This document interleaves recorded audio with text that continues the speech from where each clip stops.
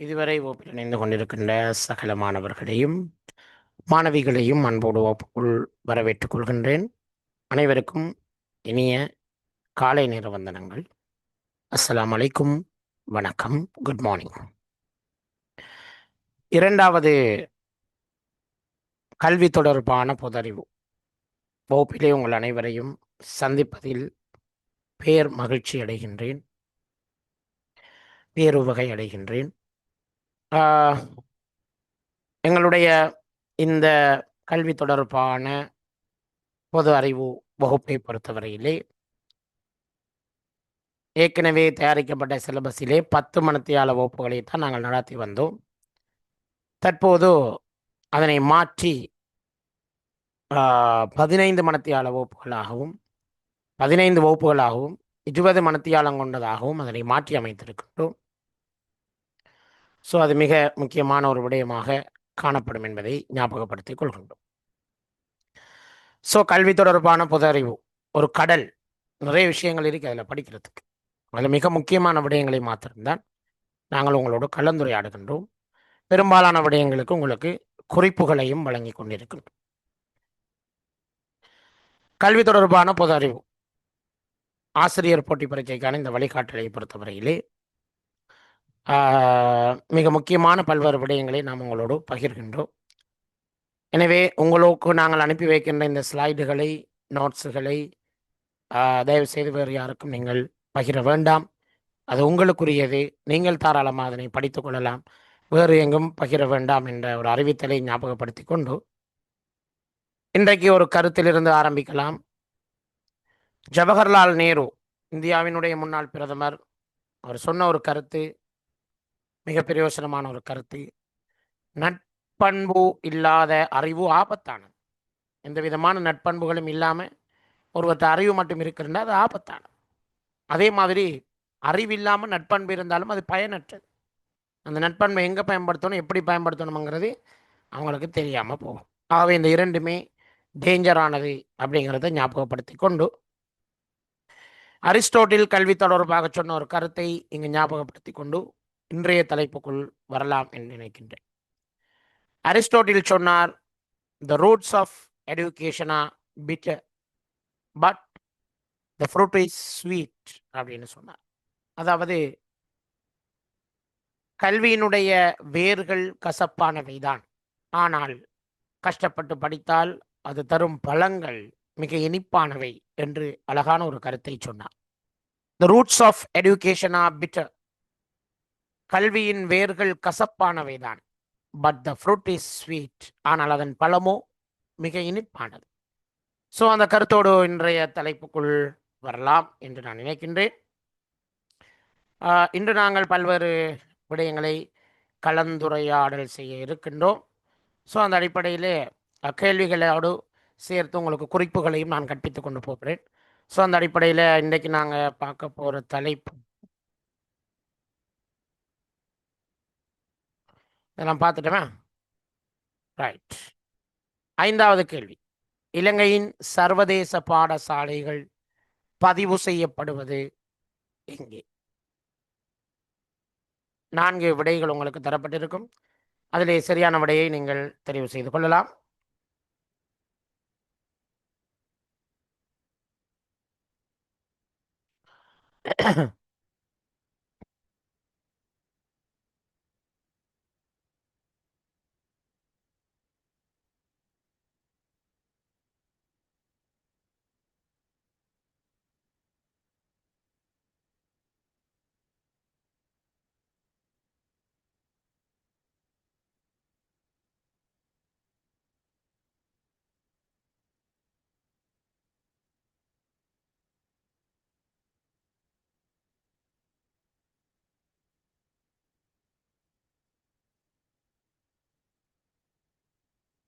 Answer பண்ணுங்க எல்லாரும்.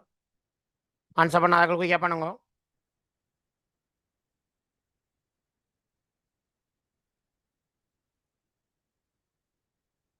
Right, விடையை பார்க்கலாம். இலங்கையில் பாடசாலை கட்டமைப்பில் சர்வதேச பாடசாலைகளும் ஒரு முக்கியமான இடத்தை பிடித்திருக்கின்றன. குறிப்பாக பிரித்தானியருடைய காலத்திலே தான் இதற்கான ஏற்பாடுகள் நடைபெற்று இன்று வரைக்கும் சர்வதேச பாடசாலைகள் இலங்கையில் நடத்தப்பட்டு கொண்டிருப்பதை நாங்கள் பார்க்கலாம். ஸோ இந்த சர்வதேச பாடசாலைகள் எப்போது ஆரம்பிக்கப்பட்டன, அதனுடைய வரலாறு என்ன என்பது தொடர்பாக நாங்கள் பார்க்க போகின்றோம். சரிதானே?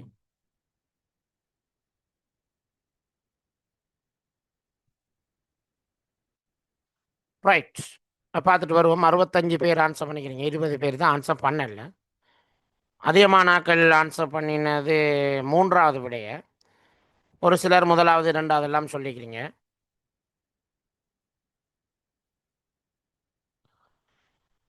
ரைட். ஒரு ஆள் டவுட் கேட்டிக்கிறீங்க, மஹிந்தோதய பாடசாலைகளும் சைல்ட் ஃப்ரெண்ட்லி ஸ்கூலும் ஒரே காலத்திலேயே நடந்தேன்னு சொல்லி. கிட்டத்தட்ட ஒரே காலம்தான். அது யுனிசெஃப்ட திட்டம், இது மஹிந்தட திட்டம். கிட்டத்தட்ட ஒரே காலப்பகுதி. ரைட். ஸோ இதுக்கான சரியான பதில் கம்பெனிகள் பதிவு திணைக்களம் என்பதுதான். இலங்கையில் கல்வி அமைச்சு சர்வதேச பாடசாலைகளை கட்டுப்படுத்துவதில்லை. தேசிய கல்வி நிறுவனத்துக்கு அதற்கான அதிகாரம் இல்லை. சிறுவர் செயலாளர் நாயகம் அலுவலகம் அப்படியும் இல்லை. ஸோ சரியான பதில் கம்பெனி பதிவு திணைக்களம். அப்போ இலங்கையில் நடத்தப்படுகின்ற இன்டர்நேஷ்னல் ஸ்கூல்ஸ் எல்லாம் ஒரு ஸ்கூலாக நடத்தப்படுவதில்லை. ஸ்கூலாக நடத்தப்படுவதில்லை. அவங்க நடத்துறது ஒரு கம்பெனியாக. கம்பெனி தான் நடத்துகிறாங்களே தவிர அங்கே என்ன நடக்க இல்லை, பாடசாலைகள் நடக்கவில்லை என்பதைத்தான் நாங்கள் பார்க்கின்றோம். சரியா? இது மிக முக்கியமான ஒரு விஷயம், நீங்கள் ஞாபகத்தில் வைத்துக்கொள்ள வேண்டும். சரியா? அப்போ அவங்க கம்பெனிகளை தான் நடத்தி கொண்டிருக்காங்க, ஒரு பிஸ்னஸுக்காக தான் நடத்தி கொண்டிருக்காங்களே தவிர அது இலங்கட கல்வி ஃப்ரேம்வேக்குள்ளே வரவே இல்லை. அதான் உண்மை. இலங்கட கல்வியோட ஃப்ரேம்வேக்குள்ளே அவங்களோட விஷயங்கள் வரவே இல்லை என்பதைத்தான் நாங்கள் பார்க்கின்றோம். சரியா?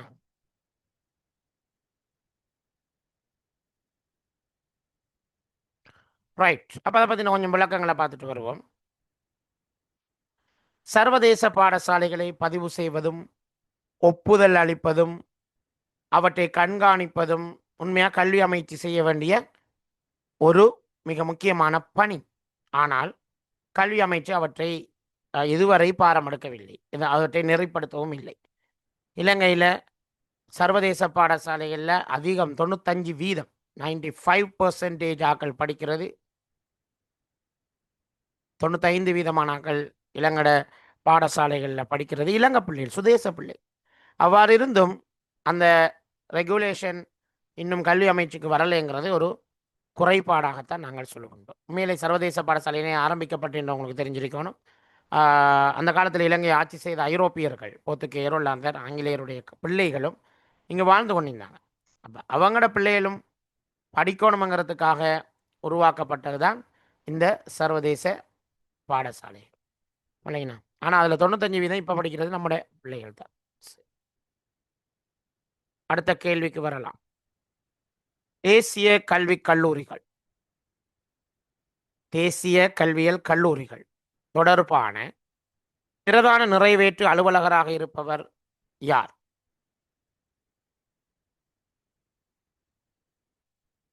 தேசிய கல்வி கல்லூரியை பற்றின ஒரு கேள்வி வந்திருக்கிறது. அதில் பிரதான நிறைவேற்று அதிகாரி யார்?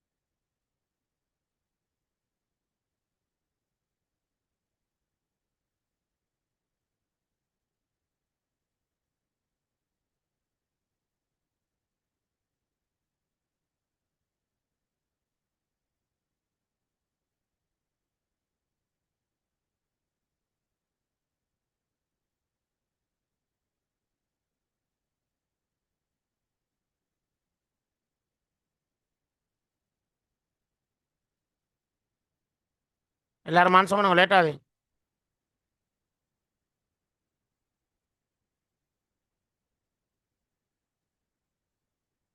சரி. அப்போ இளங்கட தேசிய கல்வியியல் கல்லூரிகளை உருவாக்கினது யாரு அப்படிங்கிறத, அந்த தேசிய கல்வியல் கல்லூரிகள் தொடர்பான பிரதான நிறைவேற்று அதிகாரம் யாரிடத்திலே இருக்கிறது என்பதை நாங்கள் நீ கற்றுக்கொள்ளப் போகின்றோம். சரிதானே? சரி. அப்போ அதுக்கான விடையை நாங்கள் பார்க்கலாம் வாங்க.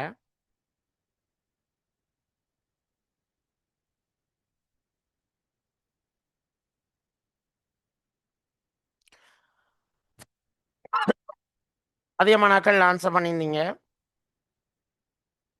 இரண்டாவது விடையை தான் கூடுதலான ஆக்கள் சொல்லியிருந்தீங்க. மூணாவது நாலாவதெல்லாம் சொல்லப்பட்டிருந்துச்சு. முதலாவது என்ன பெருசாக ஒருத்தரும் சொல்லலை, அதையும் சொல்லி தயக்கிறீங்க, 2 பேர் சொல்லியிருக்கிறீங்க. ஸோ சரியான பதில் என்ன அப்படிங்கிறத நாங்கள் இப்போ பார்த்துட்டு வரோம். தேசிய கல்விக் கல்லூரிகள் தொடர்பான பிரதான நிறைவேற்று அதிகாரி கல்வி அமைச்சின் செயலாளர் கிடையாது. அவை முதலாவது சொன்னார்களுக்கு பிழை. தேசிய கல்வி நிர்வாகத்தின் பணிப்பாளருக்கும் கல்வி கல்லூரிக்கும் சம்பந்தம் கிடையாது. அவங்க சிலபஸ் மட்டும்தான் தயாரித்து கொடுக்குறேன். ஸோ மூணாவது விடையும் பிழை. ஸோ எங்களுக்கு இருக்கிற 2 ஆப்ஷன். ஒன்று கல்வி கல்லூரிகளின் ஆணையாளரா, ஒவ்வொரு கல்வி கல்லூரிகளின் பீடாதிபதிகளா என்று பார்த்தால், தேசிய கல்விய கல்லூரிக்கு உள்ள இருக்கிற சகல அதிகாரங்களும் பீடாதிபதிக்கு தான். ஒரு பீடாதிபதிக்கு தான் தேசிய கல்லூரிக்கு உள்ளுக்கு இருக்கிற அனைத்து அதிகாரமும் பீடாதிபதிக்கு வழங்கப்பட்டிருக்கிறது. ஆனால் கேட்கப்பட்ட கேள்வி அதல்ல. பிரதான நிறைவேற்று அலுவலகர், அது சம்பந்தமான டிசிஷன் மேக்கிங் எடுக்கிறது யாரு அப்படின்னு தான் கேட்கப்பட்டது. ஸோ அது சம்பந்தமான விடை கல்விக் கல்லூரிகளின் ஆணையாளர். கல்விக் கல்லூரிகளின் ஆணையாளர் அப்படிங்கிற ஒரு பதவி இருக்கிறது. ஸோ இரண்டாவது விடை தான் மிகச்சரியான பதில். மற்ற விடை சொன்னாங்களுக்கெல்லாம் பிள்ளை. ரைட். இப்போ நாம் என்ன படிக்கணும்? என்னத்தை பற்றி படிக்கணும் இனி சொல்லுங்களேன். இந்த கேள்வி அடிப்படையாக வச்சு எதை நாங்கள் படிக்கணும் இனி? புதிய அப்டேட் எல்லாம் படிக்கணும். என்னத்தை பற்றி படிக்கணும் சொல்லுங்க எல்லாரும். என்னத்தை பற்றி படிக்க போகிறோம்? ஐடியா ஒன்று வரலையா? எதை தேடி படிக்கணும் இனி நோட்ஸ்?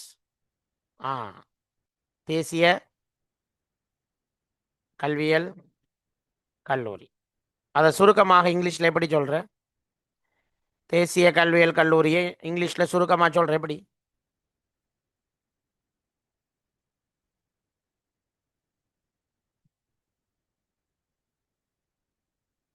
என்ஐஇ இல்லை. என்ஐஇ என்ன பிள்ளை? என்இசியும் இல்லை, அதுவும் பிள்ளை. சுருக்கமாக எப்படி சொல்கிறேன்னு கேட்டால் வேறு முழுமையாக சொல்லக்கூடாது. விட சுருக்கமானு நான் சொன்னேன். காலேஜ் ஆஃப் எஜுகேஷனுங்கிறது சுருக்கம் இல்லையா? அது பெருசு, அதுவும் சரியும் இல்லை. ரைட். என்சிஓஇயா? என்சிஓஇ என்று சொன்னாங்களுக்கு மட்டும்தான் சரி. என்சிஓஇ, நேஷனல் காலேஜ் ஆஃப் எஜுகேஷன். அப்போ என்சிஓஇ என்பதுதான் சரியான பதில். இலங்கையினுடைய தேசிய கல்வியல் கல்லூரிகள் பற்றின ஒரு ஆய்வை நாங்கள் இப்பொழுது பார்ப்போம். ஆசிரியர் பயிற்சி, நேஷனல் காலேஜ் ஆஃப் எஜுகேஷன் உருவாக்கப்பட்டது ஆசிரியர் பயிற்சி மற்றும் கல்வி முகாமைத்துவ கட்டமைப்பு குறித்த ஒரு விரிவான பார்வை. அவங்களோட ஆசிரியர் பயிற்சி எப்படி இருந்தது, அவங்களோட முகாமைத்துவ கட்டமைப்பு, மேனேஜ்மெண்ட் சிஸ்டம், ஸ்ட்ரக்சர் எப்படி இருந்தது என்பது தொடர்பாக தான் இப்போ நாங்கள் பார்க்குறோம். எனக்கு கேள்வி மேனேஜ்மெண்ட் ஸ்ட்ரக்சரை பற்றி தான். தோற்றமும் பின்னணி. 1981ஆம் ஆண்டு கல்வி வெள்ளை அறிக்கை அப்படின்னு சொல்லிட்டு white paper on education, white paper on education, English medium exam செய்கிறார்களுக்காக தான் நான் இங்கிலீஷ் சொற்கள் எல்லாம் ஆட் பண்ணியிருக்கிறேன், பார்த்துக்கொள்ளுங்க. இந்த ஒயிட் பேப்பர் ஆஃப் எஜுகேஷன் அப்படின்னு சொல்லி கல்வி வெள்ளை அறிக்கை என்று ஒன்று வெளியானது. கல்வி கொள்கையில் கல்வி வெள்ளை அறிக்கைன்னு சொன்னது 1981ஆம் ஆண்டு கல்வி சீர்திருத்தம். அதில் தான் திறமையான மற்றும் தொழில்முறை ஆசிரியர்களை உருவாக்குவதும் அப்படிங்கிற முன்மொழிவு முன்வைக்கப்பட்டது 1981. கல்வி வெள்ளை அறிக்கை அமைச்சுக்கொள்ளுங்க, ஒயிட் பேப்பர் ஆன் எஜுகேஷன். இதில் தான் டீச்சர்ஸை பயிற்று வச்சு தான் ஸ்கூலுக்கு அனுப்பணும் அப்படிங்கிற பிரேரணை முன்வைக்கப்படுகிறது. பிறகு பார்த்தீங்கன்னா 1985ஆம் ஆண்டில் 28ஆம் இலக்க சட்டம், 1985 சட்டத்திலாம் படம் ஆகிக்கொள்ளணும். 1985 28ஆம் இலக்க சட்டம், 1985 28ஆம் இலக்க சட்டத்தின்படி தேசிய கல்வி நிறுவன சட்டம் அப்படிங்கிற ஒன்று ஆக்ட் ஒன்று உருவாக்கப்படுது. National institute of education act உருவாக்கப்படுகிறத நீங்கள் பார்க்கலாம். 1986ஆம் ஆண்டில் 30ஆம் இலக்க சட்டம் கல்வியல் கல்லூரிகள் உருவாக்கப்பட்டு ஸ்தாபிக்கப்பட்டது. இப்போ இதிலிருந்து 3 கேள்வி கேட்கலாம். ஒன்று, ஆசிரியர் பயிற்றுவிப்பு நடைபெற வேண்டும் என்ற பிரேரணை எந்த கல்வி சீர்திருத்தத்தில் எத்தனையாம் ஆண்டு முன்வைக்கப்பட்டது? சொல்லுங்க எல்லாருமே. ஆசிரியர் பயிற்சி தொடர்பான ஆசிரியருக்கு பயிற்சி அளிக்கப்பட வேண்டும் என்பது தொடர்பான பிரேரணை எந்த கல்வி சீர்திருத்தத்தில் எத்தனையாம் ஆண்டு முன்வைக்கப்பட்டது? சொல்லுங்க எல்லாரும் சொல்லுங்க. 100 பேர் இருக்கிறீங்க கிளாஸ்லப்பா. சட்டியா 100 செஞ்சுரி.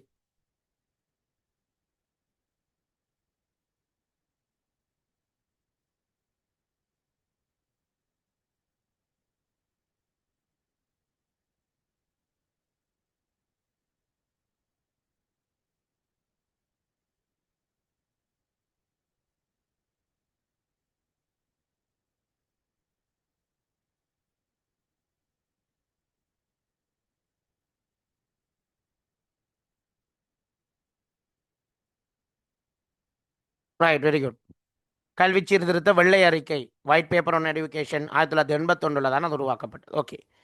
தேசிய கல்விய கல்லூரிகளை ஆரம்பிக்க வேண்டும் என்பதற்கான கட்டளை சட்டம் எப்போது வெளியிடப்பட்டது? தேசிய கல்விய கல்லூரிகள் ஆரம்பிப்பதற்கான கட்டளை சட்டம் எப்போது வெளியிடப்பட்டது? இந்த மாதிரி கேள்விகள் தான் வரப்போகுது இப்போ உங்களுக்கு. அதுகளை தான் இப்போ நாம டிஸ்கஸ் பண்ணிட்டு இருக்கிறோம்.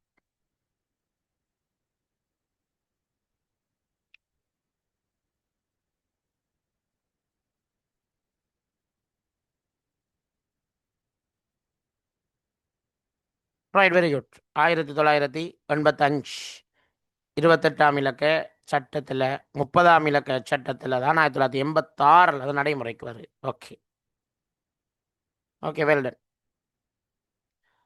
தேசிய கல்வியல் கல்லூரிகளினுடைய நோக்கம் என்ன? திறமையான ஆசிரியர்களை உருவாக்குதல், நவீன கற்பித்தல் முறைகளை அணுகுமுறைகளை சொல்லிக் கொடுக்கிறது. என்ன நவீன முறைகளை சொல்லிக் கொடுக்கிறது, பன்முகத்தன்மையை வளர்க்கிறது, வாண்மை விருத்தியை ஏற்படுத்துறது என்ற அடிப்படையில் இது போய்கொண்டே. திறமையான ஆசிரியர்களை உருவாக்குதல், நவீன கற்பித்தல் முறைகள், பன்முகத்தன்மை, வாண்மை விருத்தி போன்ற விடயங்கள் எல்லாம் உருவாக்கப்பட்டு கொண்டு போனதை நீங்கள் பார்க்கலாம்.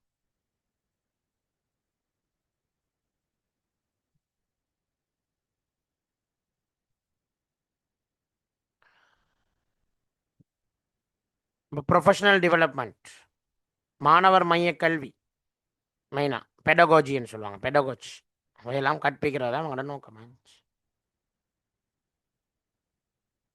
இவங்களோட பயிற்சி நெறி 3 வருட வதிவிட பயிற்சி, அதில் 2 வருடங்கள் கல்லூரியில் நேரடி கற்பித்தல் நடைபெற்று 1 வருடம் பாடசாலையில் இன்டர்ன்ஷிப் உள்ளக பயிற்சியில் ஈடுபட வேண்டும். தேசிய ஆசிரிய வாண்மை டிப்ளோமா, இவங்களுக்கு வழங்கப்படுற பதவி என்ன, பட்டம் என்ன?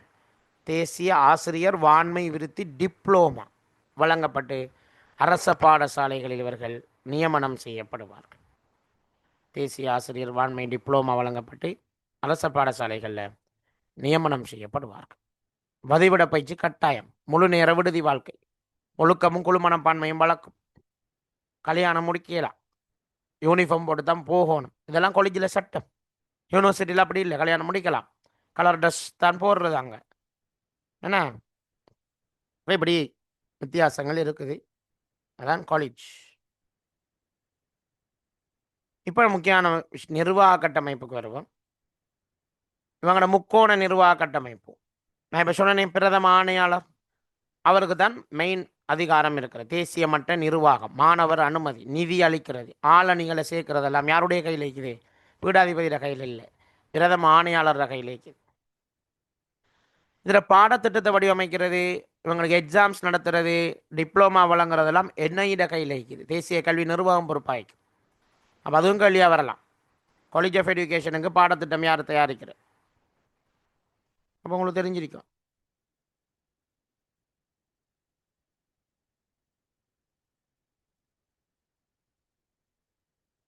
பீடாதிபதிக்கு தான் கல்லூரியின் அன்றாட நிர்வாகம், கல்வி செயற்பாடுகள், ஒழுக்கம் தொடர்பான முழுமையான அதிகாரம் பீடாதிபதிகிட்ட காணும். இப்போ இந்த கேள்விக்கு விட கிடைச்சிட்டா? இப்போ கேட்கப்பட்ட கேள்வி என்ன? அந்த கேள்விக்கான விட பிரதம ஆணையாளர். பிரதம ஆணையாளர் கையில் தான் எல்லாமே இருக்குது. பாடத்திட்டத்தை தயாரித்து கொடுக்கறது என்ஐஏ. பீடாதிபதி அன்றாட கல்வி நடவடிக்கைகளை மேம்படுத்துகிற ஒரு ஆளாகத்தான் இருப்பார். Okay, clear. தேசிய தலைமைத்துவம். பிரதம ஆணையாளர், ஆசிரியர் கல்விக்கான பிரதம ஆணையாளர் ஒரு ஆள் இருப்பார். அவர் தான் தேசிய தலைமைத்துவம். அவரோட வேலை என்ன? கல்வி அமைச்சின் ஆசிரியர் கல்விக் கொள்கையிலே 20 கல்லூரிகள் மற்றும் ஆசிரியர் வள நிலையங்களில் நடைமுறைப்படுத்துகின்ற உயர்பீட தலைவராக அவர் இருப்பார். ஜெட்ஸ்கோர் அடிப்படையில் அரசாங்க வர்த்தமானி வெளியிடப்பட்டு நேர்முக தேர்வு மற்றும் இறுதி பெயர் பட்டியல் மூலம் மாணவர்களை உள்வாங்குவார்கள். அப்போ கொலிஜி காக்கல் எடுக்கிறதும் ஜெட்ஸ்கோர் அடிப்படையில் தான், கெசட் அடிப்படையில் தான். பீடாதிபதிகள், உபபீடாதிபதிகள், விரிவுரையாளர்களை நியமிக்கிற, இடமாற்றம் செய்கிறதெல்லாம் இவர வேலை, ஆணையாளர் வேலை. நிதியையும் வளங்களையும் ஒதுக்கிறதும் ஆணையாளருடைய பணியாக காணப்படும். கல்விசார் தலைமைத்துவத்தை வழங்குறது என்ஐஇ. கல்விசார் தலைமைத்துவம் வழங்குறது என்ஐஇ. பாடத்திட்டத்தை தயாரிப்பாங்க, காலத்துக்கு ஏற்றவாறு பாடத்திட்டங்களை வடிவமைக்கிறது, மேம்படுத்துறது. கண்காணிப்பு, கல்வி மற்றும் மதிப்பீட்டு முறைகளை தொடர்ச்சியாக கண்காணிக்கிறது. இறுதி பரீட்சைகளை நடத்துறது. Entity, national diploma in teaching என்கிற அந்த டிப்ளமாவை கொடுக்குறது. ஸோ இது எல்லாமே யாருடைய வேலை? என்ஐயினுடைய வேலை. ஞாபகம் வச்சுக்கொள்ளுங்க, என்ஐடைய வேலை தான் இதெல்லாம். சரியா?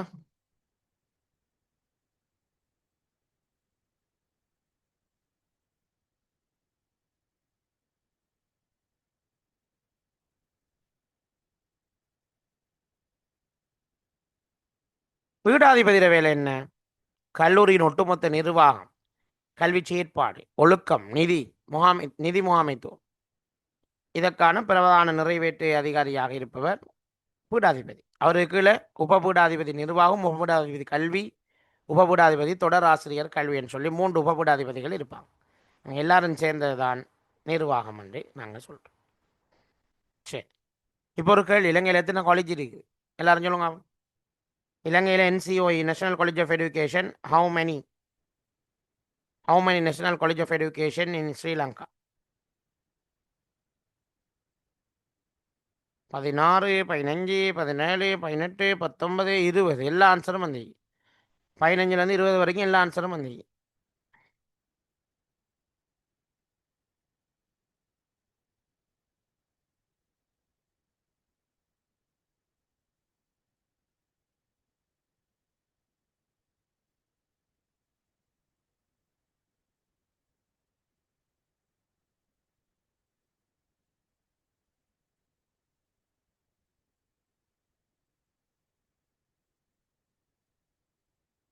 சரி, அப்போ அதிகமான ஆட்களை விட 19, இன்னும் சிலர் 20, இன்னும் சிலர் 17, 16, 15 எல்லாம் சொல்லிக்கிறீங்க. அதெல்லாம் மிக தவறானது. ஸோ 19ங்கிறது தான் இதுவரை நாங்கள் படிப்பிச்சுட்டு வந்த அப்டேட். அப்படியா? அப்போ 20ன்னு சொன்னார்கள், என்ன விட 20வது காலேஜே தப்ப இருக்கா? அப்படி ஒரு காலேஜ் சொல்லுங்க பாபு.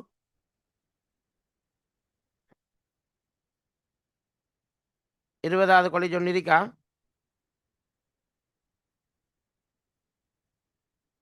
இருக்குதா? ஆ, சரி. குளியாப்பிட்டியில் இருக்கிறாமே, லாஸ்ட்டாக திறந்தேன்.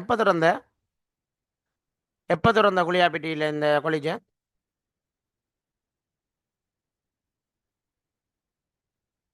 எப்போ ஆரம்பித்தது? 2025இல்லையா? ஆ, தெரியுமாப்பா உங்களுக்கு? Very good. சரி, அப்போ வாங்க எத்தனை காலேஜ் இருக்குன்னு பார்ப்போம். நாடளாவிய ரீதியில் இயங்கி வருகின்ற 19 பிரதான தேசிய கல்வியல் கல்லூரிகள் இந்த 19 தான். அட்டாளச்சினை, மட்டக்களப்பு, தர்கா, ஹோப்பிட்டிகம, யாழ்ப்பாணம், மகரகம, மகாவலி, நில்வல, பஸ்துன்றட, பேராதன, புலத்சிபுர, ருகுண, ருவன்புர, சரிப்புத்த, சியன, ஸ்ரீபாத, ஊவா, வவுனியா, வயம்ப தான் 19வது ஸ்டார்ட் பண்ணப்பட்டது. கடைசியாக 19 தான் இருந்தது. நீங்கள் சொன்ன தகவல் சரி. புதிதாக டெக்னாலஜிக்கான ஒரு தனியான கல்வியல் கல்லூரி என்ற இப்போ இளங்கட புதிய கல்வி சீர்திருத்தம் மாறதுக்காக வேண்டி புதிய கல்வி சீர்திருத்தத்தை எதிர்கொள்கிறதுக்கு டெக்னாலஜி ஸ்ட்ரீமுக்கான தனியான ஒரு காலேஜ் தேவை. ஏன்னா இது வரைக்கும் டெக்னாலஜி படிப்பிச்சு படலை காலேஜ் ஆஃப் எஜுகேஷனில். ஸோ அந்த பாடத்தை பிள்ளைகள் எடுக்கவும் இல்லை. ஆகவே புதிய ஒரு தனியான ஒரு காலேஜ் 20ஆவதாக ஸ்டார்ட் பண்ணப்பட்டது என்ற தகவல் சரியானது. ஸோ ஆரம்பத்தில் இருந்த 19 இதுதான். இப்பொழுது புதிய அத்தியாயம் 20வது கல்வியல் கல்லூரி NCOET national college of education on technology என்றதற்கு பெயர் வைத்தார்கள். National college of education on technology என்று பெயர் வைத்தார்கள். அப்போ இதுவும் மிக முக்கியமான ஒரு காலேஜ். தொழில்நுட்பத்துக்கான தேசிய கல்வியல் கல்லூரி நாரங்கல்ல பிரதேசம் குளியாப்பிட்டியிலே வடமேல் மாகாணத்திலே காணப்படுகின்றது. நாரங்கல பிரதேசத்திலே. இதெல்லாம் புதிய அப்டேட்டா? இதெல்லாம் புதிய அப்டேட். நாரங்கல குளியாப்பிட்டி வடமேல் மாகாணத்தில் உருவாக்கப்படும். 2010க்கு பின்னரான புதிய செய்திகள். நிறைய பேர் 19 இன்னும் படிப்பிச்சு கொண்டிருக்கிறாங்க. அவங்களோட பேப்பர்ஸ்ல எல்லாம் 19 தான் போட்டு வச்சுக்கிறாங்க. அப்டேட் இல்லை, படிப்பிக்கிறாங்களே அப்டேட் இல்லை. இது 2005ஆம் ஆண்டு 2025ஆம் ஆண்டு நவம்பர் 3ஆம் தேதி பிரதமர் கலாநிதி ஹரிணி அமரசூரி அவர்களினால் தான் திறந்து வைக்கப்பட்டது. கல்வி பொதுத்தராதர உயர்தர தொழில்நுட்ப பாடங்களை கற்பிக்கும் திறன்மிக்க ஆசிரியர்களை உருவாக்குவதும் இடெக் பிடெக் ஐசிடி போன்ற பாடங்களை கற்பிக்கிறதுக்கு டீச்சர்ஸ் இல்லை இலங்கையில். ஸோ அந்த டீச்சர்ஸ் பற்றாக்குறையை தீர்க்கிறதுக்காக வேண்டி அரசாங்கத்தினால் அமுல்படுத்தப்படுகின்ற புதிய கல்வியல் கல்லூரி தான் national college of education for technology. So அதுதான் எங்களுடைய குளியாப்பிட்டிய என்கின்ற இந்த பிரதேசம். ஓகே, 21வது ஒரு கல்வியல் கல்லூரி திறக்கிறதுக்காக வேலை திட்டங்கள் நடைபெற்று கொண்டிருக்கிறது. இன்னும் அதில் வேலை முடியலை. அதுவும் சில நேரம் வரலாம். கிளிநொச்சியில் அதுக்கான வேலை திட்டம் போயிட்டுருக்கு. Yes, okay.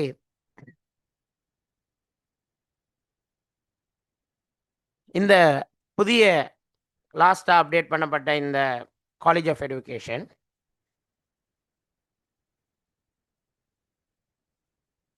எவ்வாறு உருவாக்கப்பட்டது,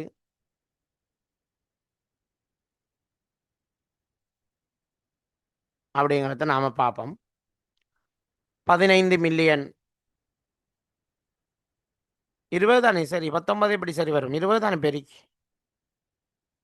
15 மில்லியன் கொய்கா நிறுவனம், தென்கொரியா அரசாங்கம் இதற்கு முழுமையான மானியம் வழங்கி இருக்கிறது. தென்கொரியா அரசாங்கம் இதற்கு முழுமையான மானியம் வழங்கி இதனை உருவாக்கி கொண்டிருக்கின்றார்கள். ஸோ அதை நீங்கள் பார்க்கலாம். அதே மாதிரி 9 ஆய்வு கூடங்கள் அதில் ஸ்மார்ட் லேப்போட லைப்ரரிஸோட உருவாக்கியிருக்கிறாங்க. 630 மாணவர் ஆசிரியர்களுக்கான விடுதி வசதி. 630 பேர் அங்கே தங்கி படிக்கலாம். முதற்கட்டமாக 2026 210 மாணவர்கள் உள்வாங்கப்பட்டீங்க. எல்லாம் அப்டேட், இதெல்லாம் புதிய அப்டேட்டா? ரைட். சீதுவையில் இருக்கிற கேம்பஸ் ATI அது வேறு, அது காலேஜ் இல்லையே, அது டெக்னிக்கல் காலேஜ். என்ன அது வேறு, அது இதுக்குள்ளே வராது. எனவே எதிர்காலத்தை வடிவமைக்கிறதுக்கான ஒரு சிறந்த கட்டமைப்பு தான் இந்த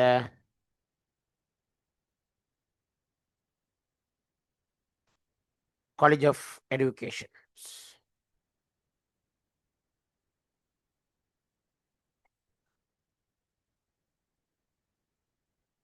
அப்போ உங்களுக்கு விளங்கி இருக்கும் காலேஜ் ஆஃப் எஜுகேஷன்ஸ்ன்னு சொல்கிறது எவ்வளோ முக்கியமானது, அது எவ்வாறு காணப்படுகிறதுங்கிற விஷயங்கள் எல்லாம் நீங்கள் பார்த்துட்டு போகலாம்.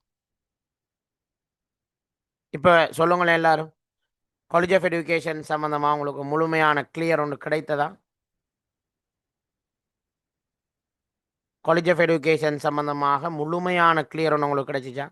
என்ன கேள்வி வந்தாலும் செய்யலாம் தானே? நீ NCOE சம்பந்தமாக இனி எந்த ஒரு கேள்வி வந்தாலும் உங்களுக்கு செய்யலாமா இல்லையா?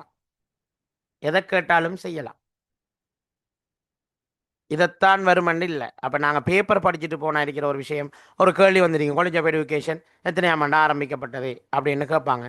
நம்ம அதுக்கு விடையை கண்டுபிடிப்போம், அல்லது படிப்பிக்கிறாள் விடையை சொல்லி தந்துட்டு போவார், நம்மளும் அதை பாடம் ஆகிட்டு போவோம். ஆனால் அந்த கேள்வி வராது எக்ஸாம்.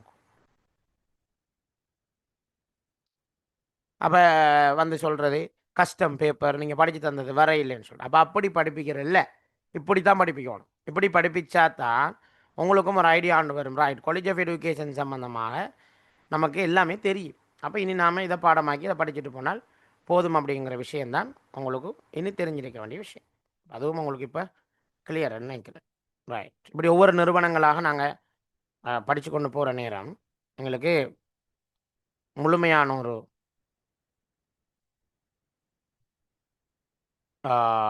தெளிவு ஒன்று கிடைக்கும். என்ன சரி, ஓகே, அடுத்த கேள்விக்குள்ளே வரும்.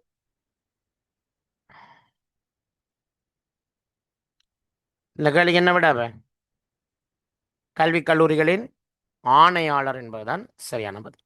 கல்விக் கல்லூரிகளின் ஆணையாளர் என்பதுதான் சரியான பதில். ஓகே,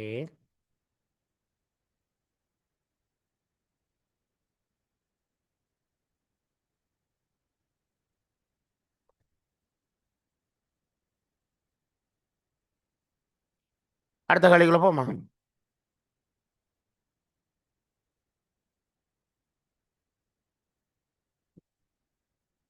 எல்லாம் சொல்லியாச்சு.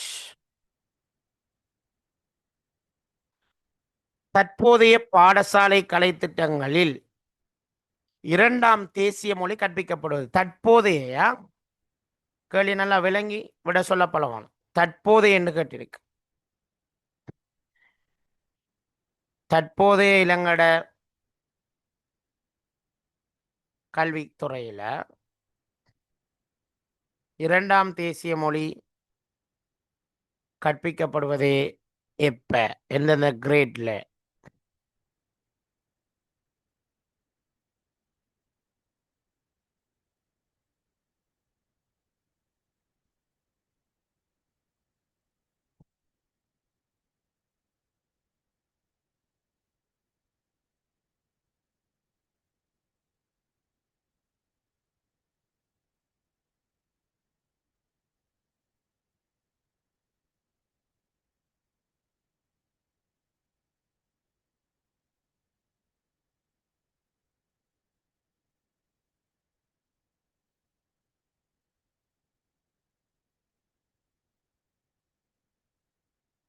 எல்லாரும் மான்சம் பண்ணுங்க, லேட்டாகுது. 6:30 மணி, 5:45 தொடங்கின கிளாஸ்.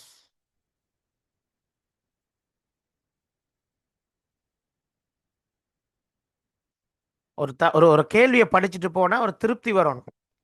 ரைட், நமக்கு இந்த கேள்வி கிளியர், இது சம்மந்தமாக என்ன வந்தாலும் நமக்கு எழுதலாம் அப்படிங்கிற ஒரு கான்ஃபிடென்ட் உங்களுக்குள்ளே இருக்கும். இருந்தால் தான் உங்களால் எல்லாத்தையும் செஞ்சுட்டு போகல்.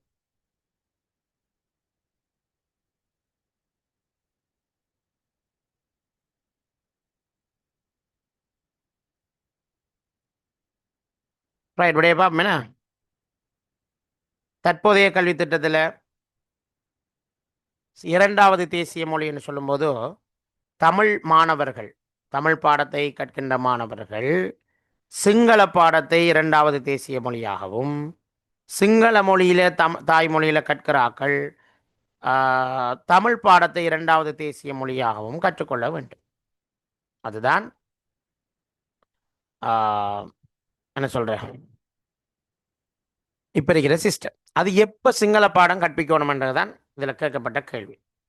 அதில் அதிகமானாக்கள் முதலாவது விடையும் சொல்லிக்கிறீங்க, மூன்றாவது சொல்லிக்கிறீங்க, ரெண்டாவது சொல்லிக்கிறீங்க, நாலாவதையும் சொல்லி தாங்கிக்கிறீங்க. அப்போ எதப்பா சரி, எல்லா விடையும் சொல்லிக்கிறீங்க. ரைட், 1 தொடக்கம் 9 வரை என்பது தவறான பதில். என்னென்னா கிரேட் 1க்கெல்லாம் சிங்களம் கிடையாது.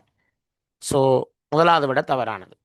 இரண்டாவது விட 3 தொடக்கம் 9 வரை 3ஆம் ஆண்டில் சிங்களம் படிப்பிக்காங்களா? ஓ, படிப்பிக்காங்களா? ஆனால் கேள்வி சிங்களம் படிப்பிக்கிறியான்னு கேட்கல. அந்த கேள்வியில் ஒரு சொல் ஒன்று கூடுதலாக சேர்க்கப்பட்டீங்க. யாராவது அனுப்பிச்சிங்க? கட்டாயம். கட்டாயம்ங்கிற சொல் பயன்படுத்தப்பட்டு.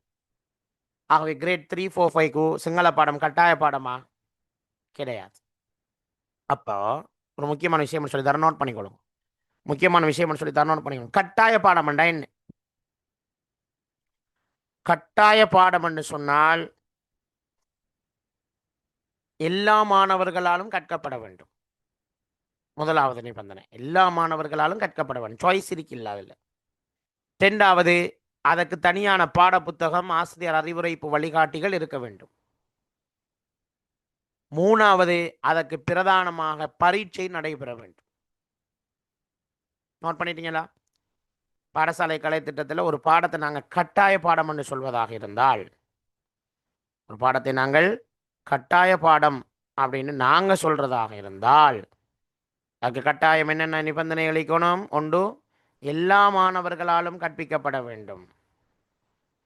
எல்லா மாணவர்களாலும் கற்பிக்கப்பட வேண்டும். அப்படி எல்லா மாணவர்களாலும் கற்பிக்கப்பட்டால்தான் அது கட்டாய பாடம். எல்லா மாணவர்களும் கற்பிக்கப்பட வேண்டும். எல்லா மாணவர்களுக்கும் கற்பிக்கப்பட வேண்டும். எல்லா மாணவர்களும் கற்கப்பட வேண்டும். ஓகே. அடுத்தது சொல்றாங்க, எல்லா மாணவர்களுக்கும் கற்பிக்கப்படுறது மாத்திரமல்ல, அதுக்கன்னு ஒரு பாடநூல், அதுக்கன்னு ஒரு ஆசிரியர் அறிவுரை வழிகாட்டி தனியாக இருக்கணும். மூணாவது, அந்த பாடத்தில் எக்ஸாம் நடத்தப்படணும் தனியாக. கலைத்திட்டம் என்னன்னு கேட்டுக்கிறீங்க? கலைத்திட்டம் என்னன்னு கேட்டுக்கிறீங்களா? கலைத்திட்டம்னா மொடியூல் இல்லை. மொடியூல்னா இதை வடிவம். கலைத்திட்டம்னா கரிக்கூலம். இங்கிலீஷில் அதுக்கு சொல்கிற கரிக்கூலம். கரிக்கூலம் சிலபஸ் வேறு, கரிக்குலம் வேறு. கரிக்குலம்ங்கிறது கலைத்திட்டம், சிலபஸ்ங்கிறது பாடத்திட்டம். வரலாறு என்ற பாடத்தை உதாரணத்துக்கு எடுத்தால், 6ஆம் ஆண்டுலேருந்து 11ஆம் ஆண்டு வரைக்கும், 12ஆம் ஆண்டு 13ஆம் ஆண்டு வரைக்கும் என்ன படிப்பிக்கணும், எப்படி படிப்பிக்கணும், என்ன மெத்தடாலஜி, எப்படியெல்லாம் போகணுங்கிறது கலைத்திட்டம், கரிக்குலம். அதில் 6ஆம் ஆண்டில் முதலாம் தவணையில் முதலாவது பாடத்தில் என்ன படிப்பிக்கணுங்கிறது பாடத்திட்டம். அப்போ எது பெருசு? கலைத்திட்டம். கரிக்குலம் தான் பெருசு, பாடத்திட்டம் சிறுசு. இல்லைன்னு கலைத்திட்டம் பெரிஸ். கலைத்திட்டம்னு சொல்றது ஒட்டுமொத்த என்னத்திட வடிவம்? என்ன படிப்பிக்கணும், எப்படி படிப்பிக்கணும், எங்கே படிப்பிக்கணும், யார் படிப்பிக்கிற, இதால் என்ன இலக்கு, என்ன இதில் விளைவு, இதெல்லாம் சேர்ந்தது தான் கரிக்கூலம். ஸோ கரிக்கூலம் தயாரிக்கணும் ஃபஸ்ட்டுக்கு. அதுக்கப்புறம் தான் அந்த கரிக்குலத்தை அடிப்படையாக வச்சு என்ன தயாரிக்கணும்? சிலபஸ் தயாரிக்கணும். இப்போ விளையாண்டா கரிக்குலம் என்ன யார் கேட்ட கேள்வி? தஸ்னீம். தஸ்னீம் தானே கேட்டேன். யா, கிளியரா தஸ்னீம்? உனக்கு கேள்விக்கு பதில் கிடைச்சிட்டா? ரைட். எல்லாருக்கும் பதில் கிடைச்சிடும் உங்களால். ரைட். அப்போ கலை திட்டத்தில் கட்டாய பாடம் ஒன்று சொல்லும்போது அதுக்குரிய நிபந்தனைகளை நான் சொல்லிட்டேன். ஸோ அந்த நிபந்தனை சிங்கள பாடத்துக்கு 3ஆம் ஆண்டு 4ஆம் ஆண்டு 5ஆம் ஆண்டு இருக்குதா? அதுக்கு பாடப்புத்தகம் இருக்குதா? அதுக்கு தனியான ஒரு எக்ஸாம் இருக்குதா? இல்லை. இருக்கா? சொல்லுங்களேன், நீங்கள் இருக்கா? 3, 4, 5க்கு சிங்கள பாடத்துக்கு தனியான பாடப்புத்தகம், தனியான ஒரு ஆசிரியர் அறிவுரை வழிகாட்டி இருக்குதா பிள்ளைகள்? இல்லை. அப்போ வருமா? வராது. என்ன? அப்போ வராது தானே, இல்லாட்டி வராது. அவை வராது என்பதால் ரைட். 10, 11க்கு சிங்கள பாடம் இருக்குதா? ஸ்கூலில் இருக்குது. 10, 11க்கு சிங்கள பாடம் இருக்குது. ஆனால் அதுவும் எல்லா மாணவர்களாலும் கற்கப்படுகிறதா? இல்லை. ஆகவே வராது. கட்டாய பாடத்துக்குள்ள அது உள்ளடங்க. அது தேர்வுக்குரிய பாடம், விருப்புக்குரிய பாடம், பாஸ்கெட் சப்ஜெக்ட். சரிதானே? நான் சொன்ன எல்லாம் இருக்கணும். கட்டாய பாடம் வேண்டாம். புக் இருக்கணும், கைடு இருக்கணும், எல்லா மாணவர்களாலும் கற்பிக்கப்படும், எல்லா மாணவர்களும் கற்கணும், எல்லா மாணவர்களும் கற்கணும். இந்த எல்லா நிபந்தனையும் பூர்த்தியானதான் ஒரு கட்டாய பாடம். அவை கிரேட் 3, 4, 5, 1, 2 ஒன்றும் வராது. 10, 11, A லெவல் ஒன்றும் வராது. அப்போ வாரது எது எது? 6 to 9. 6 to 9ல் எல்லா பிள்ளையும் சிங்களம் படிக்கணுமா? எஸ், படிச்சே ஆகணும். 6 to 9 எல்லா பிள்ளைகளும் படிச்சே ஆகணும். புத்தகம் ஈக்குதா? ஈக்குது. கைடு ஈக்குதா? ஈக்குது. சிங்கள பாடத்துக்கு எக்ஸாம் நடத்தணுமா? நடத்தணும். தவணை பரீட்சை நடத்த தான் வேணும். சில ஸ்கூலில் நடத்துகிற இல்லை, ஆனால் நடத்தணும். நடத்தணுமா? நடத்தணும் என்பதுதான் அதில் உள்ள விஷயம். ஆகவே இப்போ உங்களுக்கு விளங்கியிருக்கும், சிங்கள பாடம் அல்லது தமிழ் பாடம் 2ஆம் மொழியாக கற்பிக்கப்படுகின்ற போது அது 6 to 9 என்பதுதான் சரியான விடை. கிளியர் தானே? ஒரு விஷயத்தை டிஸ்கஸ் பண்ணிட்டு போவோம். இப்போ ஒரு அப்டேட் ஒன்று சொல்லி தர, நோட் பண்ணிக்கொள்ளுங்க. அப்டேட், இந்த நான் ஆரம்பத்திலேயே உங்களுக்கு சொன்னேன், ஒரு கொப்பி ஒன்று வாங்கி தலைப்பு ரீதியாக நோட்ஸை தொகுத்து வாங்க. இல்லாட்டி படித்து முடிக்க மாட்டீங்க. சொல்லிட்டேன், எஜுகேஷன் ஜிக்கே படித்து முடிக்க மாட்டீங்க. ஸோ தயவுசெய்து படித்து வாங்க ஒவ்வொன்றா. இல்லைனா ரைட். இப்போ அப்டேட் எழுதிக்கொள்ளுங்க. என்னென்னா, புதிய கல்வி சீர்திருத்தத்தில், இப்போ அமுல்படுத்தப்பட இருக்கிற புதிய கல்வி சீர்திருத்தத்தில் 2ஆம் மொழி என்பது கிரேட் 1ல் இருந்து கட்டாயப்பாடம். கிரேட் 1ல் இருந்து கட்டாயப்பாடம். புதிய கல்வி சீர்திருத்தத்தில் 2ஆம் மொழி 1ஆம் ஆண்டுலேருந்தே படிப்பிக்கப்படும். என்ன புதிய கல்வி சீர்திருத்தத்தில் எக்ஸாம் சிஸ்டம் இல்லை தானே, மாடியூல் சிஸ்டம் தானே. அவே எக்ஸாம் இல்லைங்கிறதால கிரேட் 1லேருந்தே படிப்பிக்கணும்னு சொல்லிட்டாங்க. கட்டாய பாடமாகவே படிப்பிக்கும். 6ல் கட்டாய பாடம், 7, 8, 9 கட்டாய பாடம், சரிதானே. கிரேட் 1ல் இருந்து கட்டாய பாடம். 10, 11க்கு தான் கட்டாயம் இல்லை, சாய்ஸ் அளிக்கும். 10, 11க்கு கட்டாயம் இல்லை, சாய்ஸ் அளிக்கும். Okay right. அப்போ அது அப்டேட்டா இப்போ நம்ம பார்த்தது அப்டேட்.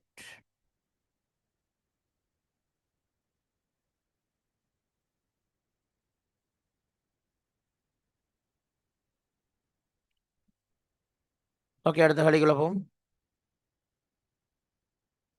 இலங்கை பாடசாலைக்கான கலைத்திட்டம் தயாரிக்கப்படுவது எந்த நிறுவனத்தினால்? இலங்கட பாடசாலைக்கு கலைத்திட்டங்களை தயாரிக்கிறது எந்த நிறுவனம்? நீங்கள் ஆன்சர் பண்ணுங்க, நான் விட காட்டலை, நீங்கள் டைப் பண்ணுங்க பாவம்.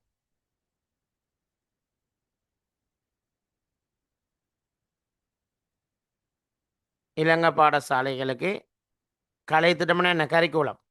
கரிக்குலம் டெவலப்மெண்ட் யார் செய்யுது?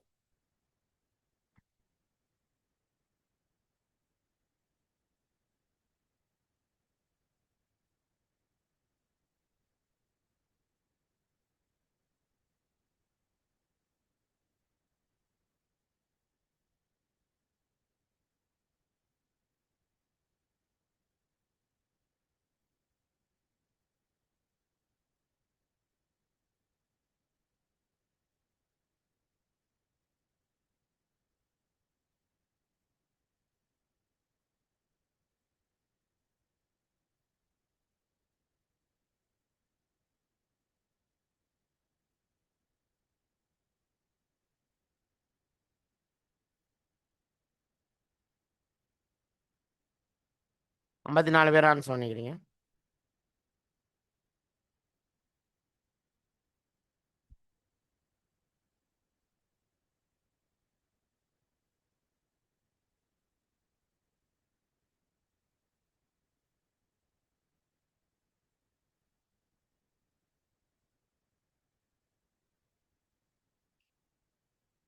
சரி, விடைய பார்க்கலாம்.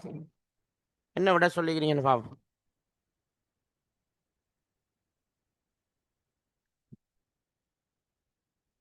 அதிகமானாக்கள் சரியான பதிலை சொல்லிக்கிறீங்க, வாழ்த்துக்கள். சிலர் பிள்ளையா சொல்லிக்கிறீங்க. தேசிய கல்வி ஆணைக்குழு, தேசிய கல்வி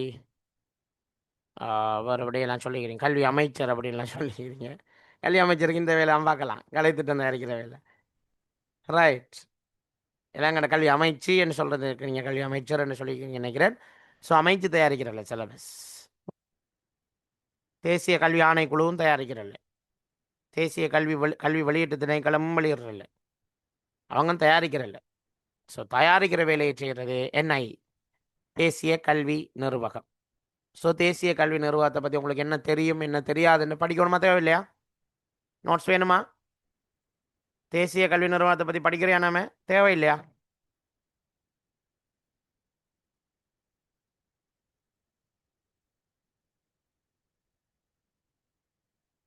ரைட். நான் இப்போ உங்களுக்கு தயாரித்து தர நோட்ஸை பற்றி என்ன நினைக்கிறீங்க?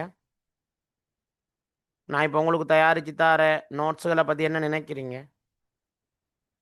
இப்படி ஒவ்வொரு தலைப்பு ரீதியாக பார்த்துட்டு போகிற இந்த நோட்ஸை பற்றி வாட் யூ ஃபீல்?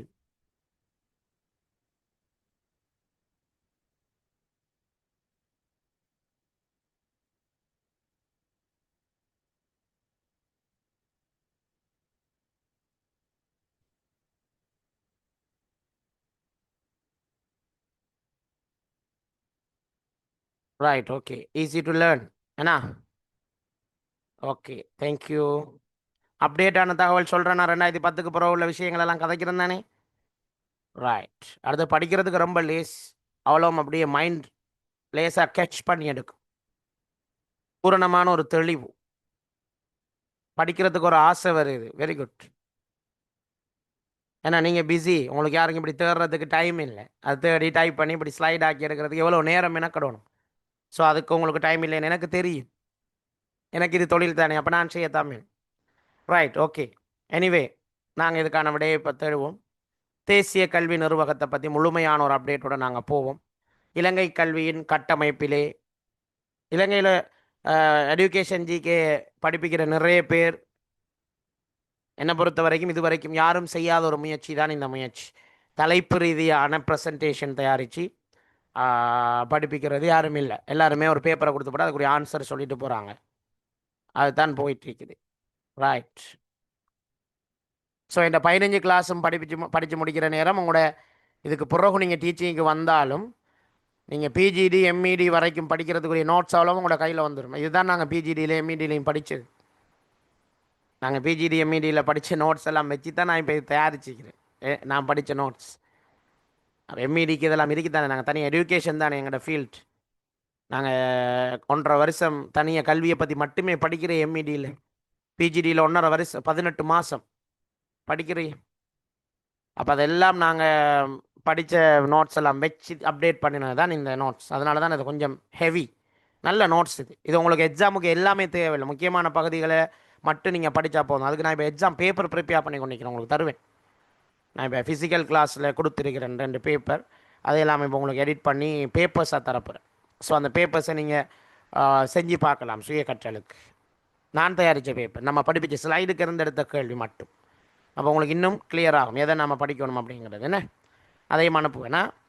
ரைட். இது வரைக்கும் கிளாஸ்களுக்கு ரெஜிஸ்டர் பண்ணாதாக்கள் இப்போ இன்றைக்கி நிறைய பேர் ஃப்ரீ கிளாஸ் லிங்க் கிட்டத்தட்ட நான் ஒரு 30 பேருக்கு இன்றைக்கி ஃப்ரீ கிளாஸ் லிங்க் தந்தேன். ஸோ அவங்க இந்த நோட்ஸ் எல்லாம் உங்களுக்கு பிடிஎஃப் வேணுமென்று சொன்னால், இந்த மாதிரி நோட்ஸ் எல்லாம் தேவை, இந்த மாதிரி எக்ஸாம் எல்லாம் தேவை, படிக்கணுமென்று ஆசைப்பட்டால் இன்றைக்கே ரெஜிஸ்டர் பண்ணிக்கொள்ளுங்க. ரைட். அந்த தகவலோடு 2025 2026 கல்வி சீர்திருத்தங்களின் மையப்பொறி என்ஐஇ தான். எனவே ஷுவராக இதுலேருந்து ஒரு கேள்வி உங்களுக்கு வருமென்னு நான் சொல்கிறேன். வேணுமென்னா நீங்கள் பொறுத்திருந்து பாருங்கள். உங்களோட பேப்பரில் என்ஐஇயை பற்றி இந்த புதிய கல்வி சீர்திருத்தத்தோடு சம்மந்தப்பட்டு ஏதாவது ஒன்றை கேட்கறதுக்கு வாய்ப்பு ரொம்ப கூட. ஏனெண்டா இவ்வளோ நாளும் கல்வியோட அதிகாரம் இருந்தது என்ஐட்ட இல்லை. இப்போ தான் என்ஐட கையில் கொடுத்திக்கிறாங்க. முழுமையான அதிகாரத்தை என்ஐட கையில் கொடுத்திக்கிறாங்க. இந்த கல்வி சீர்திருத்தம் தொடர்பாக முழுமையான அதிகாரத்தை கொடுத்துருக்குறாங்க. ஸோ நான் அங்கே ஒரு பில்டிங் ஒன்று போட்டிக்கிறேன், ஒரு இமேஜ் ஒன்று. அது ஏன் போட்டேன்னு உங்களுக்கு தெரிஞ்சா யோசிச்சு பாருங்கள். இது வந்து என்னென்னு சொன்னால், இளைஞர கல்வியை கட்டமைக்கிறது மெயினே என்ஐஇ தான். ஸோ அவங்களோட பேஸில் தான் இந்த கல்வி எழுந்திருக்கிறது என்பதை காட்டுவதற்கு தான் இந்த அத்திவாரம் போடப்பட்டிருக்கிறது. ஓகே. 1986ஆம் ஆண்டு ஆரம்பிக்கப்பட்டது தான் என்ஐஇ. இவங்களுடைய தலைமையகம் இருப்பது மகரகமையிலே. சட்டப்பூர்வ அடிப்படை 1985ஆம் ஆண்டின் 28ஆம் இலக்க தேசிய கல்வி நிறுவன சட்டம் என்ஐஇ ஆக்ட் நம்பர் 28 1985 அதுதான் இது ஆரம்பிக்கப்பட்ட சட்டம். ஆனால் நடைமுறைக்கு வந்தது 86 ஸ்தாபிக்கப்பட்டது. கல்வி அமைச்சுக்கு ஆலோசனை வழங்குவதும் கல்வி கொள்கைகளை நடைமுறைப்படுத்துவதும், not preparing educational policy, only implementation educational policy. That is the main work of NIE. So that 1986 established on 1986 headquarters in Maharagama. Act வந்து 1985 28th ஆக்ட். பிரதான பொறுப்பு not a preparing educational policy, only implementing educational policy. Educational பாலிசியை create பண்ணி தந்தா அதை நடைமுறைப்படுத்துகிற வேலையை செய்கிறது தான் என்ஐட வேலை. ஸோ என்ஐஇ என்ன செய்யுது அப்படின்னா, 4 பிரதான தூண்களில் தான் என்ஐஇ கட்டி எழுப்பப்பட்டிருக்கிறது. மெயின் வந்து பாடத்திட்டம், பாடசாலைகளுக்கான பாடத்திட்டத்தை உருவாக்குவது என்ஐட வேலை. ஆசிரியர் கல்வி என்ஐஇ செய்யுதா? ஆசிரியர்களுக்கு கல்வியை கொடுக்குதா என்ஐஇ? ஓமா ஓமா இல்லையா? என்ஐஇ ஆசிரியர்களுக்கு படிப்பிக்கிறியா?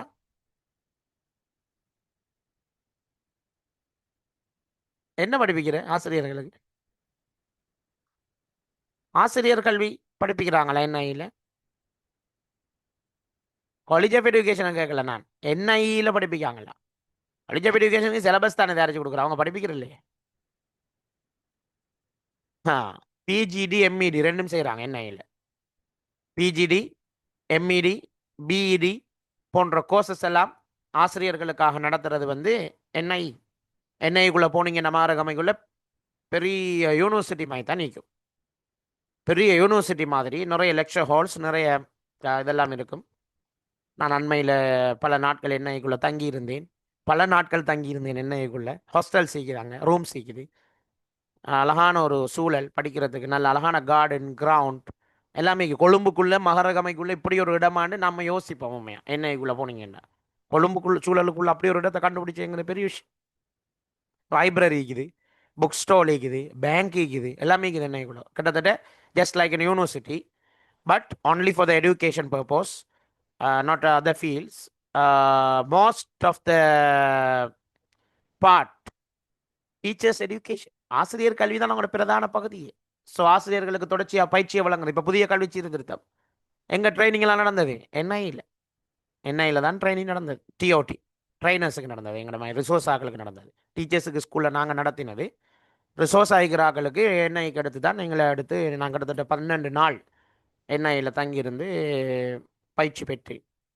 சரிதானே, அதுக்கு முதல்ல இன்னைக்கு போய்க்கிறோம் வேறு வேறு கோர்சஸுக்கு. இந்த முறை போனது வந்து இந்த புதிய கல்வி சீர்திருத்தத்தை நடைமுறைப்படுத்துகிற சம்மந்தமாக அங்கே நாங்கள் எடுத்துகிட்டு வந்த ட்ரைனிங்கை இங்கே இருக்கிற டீச்சர்ஸுக்கு கொடுத்தோம். எங்களோட ஜோனில் இருக்கிற டீச்சர்ஸுக்கு நாங்கள் செஞ்சோம். Still going training process. Okay, anyway என்ஐட வேலை டீச்சர்ஸை ட்ரெயின் பண்ணுறதான. அப்போ எங்களெல்லாம் ட்ரெயின் பண்ணிக்கிறாங்க என்ஐ. அப்போ அது முக்கியமான விஷயம். அந்த கல்விசார் ஆராய்ச்சி நீங்கள் என்ஐட வெப்சைட்டுக்குள்ளே போய் பார்த்தீங்கன்னு சொன்னால் there are lots of researches. நிறைய ஆய்வுகளை செஞ்சுக்கிறாங்க என்ஐ செஞ்ச ஆய்வுகள். புதிய கல்வி சீர்திருத்தம் வரணுங்கிறதுக்கு என்ஐ செஞ்ச ஆய்வு தான் காரணமே. என்ஐ செஞ்ச ஆய்வினுடைய முடிவின் அடிப்படையில் தான் புதிய கல்வி சீர்திருத்தத்தை நடைமுறை கொண்டு வந்து நிறைய ரிசர்ச். இப்போ திறன் குறைந்த மாணவர்களுக்கு எப்படி மேக்ஸை படிப்பிக்கலாம்ங்கிறது என்ஐட புள்ளி ரிசர்ச். ஓ லெவலில் சி எடுக்க வைக்கிறதுக்கு பிள்ளைகளுக்கு என்ன படிப்பிக்கணும் என்ஐட ரிசர்ச். அதுக்கான ஒரு புத்தகமே தயாரித்தாங்க என்ஐ. நம்ம இங்கிலீஷுக்கு இப்படி செஞ்சுக்கிறாங்க நிறைய. அடுத்தது வந்து மதிப்பீடுகள் பரீட்சைகளையும் இவங்க செஞ்சு கொண்டு போகிறாங்க. குறிப்பாக காலேஜ் டீச்சர்ஸ் காலேஜுக்குரிய, அதாவது என்ன என்சிஓஐக்குரிய எக்ஸாம்ஸ் எல்லாம் இவங்க தான் செய்கிறது. ஆரம்ப கல்வி முதல் உயர்தரம் வரைக்குமான பாடத்திட்டத்தை உருவாக்குவாங்க.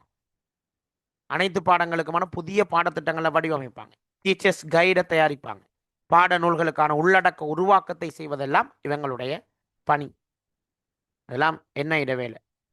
அடிப்படை பயிற்சி தேசிய கல்வியல் கல்லூரியில் இருக்கக்கூடிய ஆசிரியர் பயிற்சி கல்லூரிகளில் இருக்கக்கூடிய ஆட்களுக்கான பாடத்திட்டங்களை தயாரித்து கொடுக்குற அடிப்படை பயிற்சியை கொடுக்குற வேலையை இவங்க தான் செய்வாங்க. அதே மாதிரி நான் சொன்ன மாதிரி சிபிடி, சரிதானே, தொடர் வான்மை விருத்தி, கண்டினியூஸ் ப்ரொஃபஷனல் டெவலப்மெண்ட். இதில் யார் இங்கிலீஷ் மீடியம் எக்ஸாம் போட்ட யார் சரி இருக்கிறீங்களா? இல்லாட்டி நான் எல்லாத்தையும் இங்கிலீஷில் சொல்லி கொண்டு தேவையில்லை இருக்கிறீங்களா? யார் சரி இங்கிலீஷ் மீடியம் எக்ஸாம் எழுத போகிறாங்க இருக்கிறீங்களா? ஒருத்தரும் இல்லையா? இருக்கிறீங்க. ரைட், ஓகே, இருக்காங்க. ரைட், இருக்கிறாங்க. ஓகே, அதனால தான் நான் இங்கிலீஷில் சில விஷயங்களை சொல்லி கொண்டு போகிறேன். சிபிடி அப்படின்னு சொல்கிறது கண்டினியூஸ் ப்ரொஃபஷனல் டெவலப்மெண்ட்டாக ஞாபகம் வச்சுக்கொள்ளணும். கண்டினியூஸ் ப்ரொஃபஷனல் டெவலப்மெண்ட், தொடர்வாண்மை விருத்தி. இங்கிலீஷ் மீடியம் போடுறாங்களுக்கு குயிக்காக டீச்சிங் கிடைக்குமா? அது ஒரு சுப சோபனம். இங்கிலீஷ் மீடியத்தில் நீங்கள் அப்ளை பண்ணியிருந்தால் டீச்சிங் கிடைக்கிறதுக்கான வாய்ப்பு ரொம்ப கூட. ஏன்னா போட்டி குறையும், அந்த மீடியத்துக்குள்ள ஆக்களுக்கு போட்டி குறையும். நிறைய பேர் இங்கிலீஷில் எக்ஸாம் எழுத வர மாட்டாங்க. ஸோ இங்கிலீஷ் 7 மாணாக்கள் இங்கிலீஷில் போட்டு எழுதுறது சான்சஸை கூட்டும். எல்லாம் ஒரே பேப்பர் தானே, மொழி தானே மாறப்போகுது. சிபிடி என்ன தொடர்வாண்மை விருத்தி என்ன தமிழில் படிக்கிற மாதிரி கண்டினியூஸ் ப்ரொஃபஷனல் டெவலப்மெண்ட் படிச்சுட்டு போனால் லேசாக பாஸ் ஆகிடும். அது மார்க்ஸ் குறைய, கட் அவுட் குறைய வரும். இங்கிலீஷ் மீடியத்தில் போட்டாங்க இன்னும் இருக்காங்க 4-5 பேர் இங்கிலீஷ் மீடியத்தில் போட்டாங்க, எஸ்என்னு போட்டிக்கிறாங்க அவ்வளோ பேர். ஸோ அவங்களுக்கு சான்சஸ் கூட. Right, okay, best of luck. சேவையில் உள்ள ஆசிரியர்களுக்கான தொடர்ச்சியான தொழில்முறை திறன் பயிற்சிகளை வழங்குறது அவங்களோட பிரதான நோக்கங்கள். கல்விசார் ஆராய்ச்சியை நான் சொல்லிட்டேன். சவால்களை கண்டறிஞ்சு கற்பித்தல் முறைகளை மேம்படுத்துகிற தொடர்பாக தரவு அடிப்படையிலான கொள்கை உருவாக்கத்துக்கு உதவுற வகையில் நான் சொன்னேன். எத்தனை பேர் ஸ்கூலுக்கு போகிறாங்க, எத்தனை பேர் இடை விலகுறாங்க, எத்தனை பேர் கடைசியில் யூனிவர்சிட்டி என்ட்ரன்ஸ் பண்ணுறாங்க, எல்லாத்தையும் ஆய்வு செஞ்சு கொடுக்குறது என்ஐட ரிசர்ச் தான் இன்றைக்கி பெரிய ரிசர்ச். அடுத்த இறுதி பரீட்சைகள் மெயினாக கல்வியல் கல்லூரி என்சிஓயின் தேசிய கல்வியல் கல்லூரிகளுக்கான பரீட்சைகளை நடத்தி இறுதி சான்றிதழ் என்டிடி வழங்குறது வந்து என்ஐ தான். அப்போ கேட்பாங்க தேசிய கல்வி கல்லூரிகளுக்கான சான்றிதழை வழங்கி வைக்கிறார் யார் என்ன கேட்டால் நமக்கு என்ஐட ஐடியா வருமா? வராது. நம்ம யோசிப்போம் என்ன ஒன்று கல்வி அமைச்சு கொடுக்கும், இல்லாட்டி காலேஜ் கொடுக்கும் அப்படின்னு தான் நம்ம யோசிப்போம். ஆனால் உண்மையாக சர்டிஃபிகேட் கொடுக்குறது யார் தெரியுமா? என்ஐ. இந்த கேள்வி வந்தால் சூப்பராக நிறைய பேர் பிள்ளை தான் விட போகிறாங்க. ஏன்னா தெரியாது. இப்போ என்ஐக்கும் காலேஜுக்கு என்ன சம்மந்தம் தான் யோசிப்பாங்க. எல்லாம் சிலபஸ் தானே அவங்க தயாரிச்சு கொடுப்பாங்க. சர்டிஃபிகேட் அவங்களா கொடுக்குறேன்னா அவங்க தான் கொடுக்கணும். என்ன ஒரு இன்ஸ்டியூஷன் தான் டிப்ளமா கொடுக்கலாம், காலேஜ் கொடுக்க இல்லாது. ஆகவே காலேஜுக்குரிய டிப்ளமா கொடுக்குறது அவங்க. எனவே இலங்கையில் தற்போது முன்னெடுக்கப்பட்டு வரும் பாரிய கல்வி சீர்திருத்தங்கள், எடுகேஷன் ரிஃபார்ம்ஸ், இதில் மைய பொறி என்ஐஇ தான். இதில் எதிர்கால வரைபடம் மாணவர் மைய கற்றலை நவீன தொழில்நுட்ப திறன்களையும் அடிப்படையாக கொண்டு தயாரிக்கப்படுகின்றது. ஸோ இதான் என்னையை பற்றின முழுமையான விவரம் உங்களுக்கு சொல்லியாச்சு. எங்கே இருக்குது, எத்தனை அவன் ஆரம்பிக்கப்பட்ட, என்ன கட்டளை சட்டம், அவங்களோட பணி என்ன, இப்போ என்ன செய்கிறாங்க, புதிய கல்வி சட்டத்தில் அவங்களோட பங்களிப்பு என்ன, காலேஜுக்கும் அவங்களுக்கு என்ன தொடர்பு, ஃபுல் டீட்டெயில்ஸ். இதுக்கு பிறகு நீங்கள் என்னையை பற்றி எந்த கேள்வி வந்தாலும் செய்யலாம். You can do. So you have the confident no. Right, clear தானே? அவருக்கு போடுங்க எல்லாரும். என்ஐஇ கிளியரா? ஒவ்வொரு தலைப்பாக முடிச்சு போகிறோம். ஸோ 15 நான் சொல்லிட்டேன், கிளாஸஸ் கூட்டியிருக்கேன் நான். 15 கிளாஸ் 20 மணித்தியாலம். இப்போ உண்மையாக டைம் முடிஞ்சு, ஆனால் நான் கூட தான் செய்கிறேன். ஏன்? நான் சொல்லிட்டேன், நான் ஒரு மணித்தியால கிளாஸ் அல்ல, 1.5 மணித்தியாலம் 1.5 மணித்தியால கிளாஸ் செய்கிறேன். காரணம் 20 மணித்தியாலமே இப்போ அதிகரிச்சு நான் 10 மணித்தியாலம் முடிய உங்களுக்கு சொல்லுவேன். நீங்கள் திருப்பி பே பண்ணுறாங்கள மட்டும் தான் புதிய குரூப்னு தொடர்ந்து ஆட் பண்ணிக்க கொஞ்சம் பேர். 1000 பே பண்ணின எல்லாக்களையும் புதிய குரூப்பில் ஆட் பண்ணி வச்சிருக்கிறேன். ஆனால் அதில் இப்போ ஒன்றும் போடுறதில்ல, பழைய குரூப் தான் இப்போ அப்டேட்டில் இருக்கும். இந்த 10 கிளாஸ் 10 ஹவர் முடியட்டும். நியூ பேட்ச் இனி செய்ய மாட்டேன், இதான் லாஸ்ட் பேட்ச். டீச்சிங் எக்ஸாமுக்கு இதான் லாஸ்ட் பேட்ச். ஏன்னா அது எப்படி நம்ம படித்து முடியாக்க ஏப்ரல் முடிஞ்சிடும். இன்னும் எவ்வளோ படிக்க, ஐக்கு படிக்கணும், இது படிக்கணும். இன்னொரு பேட்ச் ஸ்டார்ட் பண்ணி முடிக்கிறதுக்கு டைம் போதாது. இதான் நியூ பேட்ச். இது நியூ பேட்ச் தானே, 2வது கிளாஸ் தானே. Right, okay. அடுத்த கல்விக்குள்ளே போகும். புதிய கல்வி சீர்திருத்தம் சம்பந்தமாக இதில் போட்டி தரம் 1க்கும் தரம் 6க்கும் செஞ்சாச்சு சிலபஸ். 2026ஆம் ஆண்டு 1க்கும் 6க்கும் கொண்டு வரேன்னு சொன்னேன், ஆனால் கொண்டு வரல. 1க்கு மட்டும் தான் கொண்டு வந்திருக்கிறாங்க. இது முழுக்க கம்பிட்டன்சி பேஸ்ட் லேர்னிங், தேர்ச்சி மைய கல்வி, டிஜிட்டல் அறிவை அடிப்படையாக கொண்ட கட்டமைப்பு. அதுதான் இப்போ வந்திருக்கிற புதிய பாடத்திட்டம் சம்பந்தமான ஒரு மேலோட்டமான அறிமுகம். நான் தனியாக புதிய பாடத்திட்டம் சம்பந்தமாக ஒரு கிளாஸ் ஏற்கனவே செஞ்சேன், திருப்பி செய்வேன். ரைட். எனவே உயர்தரத்தில் தொழிற்கல்வியை இணைச்சிக்கிறாங்க. இந்த புதிய சீர்திருத்தத்தில் தொழிற்கல்வியை கொண்டு வந்துக்கிறாங்க. வொகேஷனல் ஸ்ட்ரீம் தொழிற்கல்வி, அதோட உயர்கல்வி ரெண்டையும் கொண்டுட்டு போகிறதுக்கான ஏற்பாடு இப்போது என்ஐஆல் செய்யப்பட்டு இதுக்கான செயலமர்வுகளை நடத்தி கொண்டிருக்கிறாங்க. நாடளார் ரீதியில் தெளிவுபடுத்துகிறாங்க, மாவட்ட ரீதியில் விழிப்புணர்வு செய்கிறாங்க, பாடசாலை அதிபர்கள், வலய கல்வி அதிகாரிகள், டீச்சர்ஸ், ரிசோர்ஸ் பர்சன்ஸ் எடுத்து ட்ரெயின் பண்ணுறாங்க.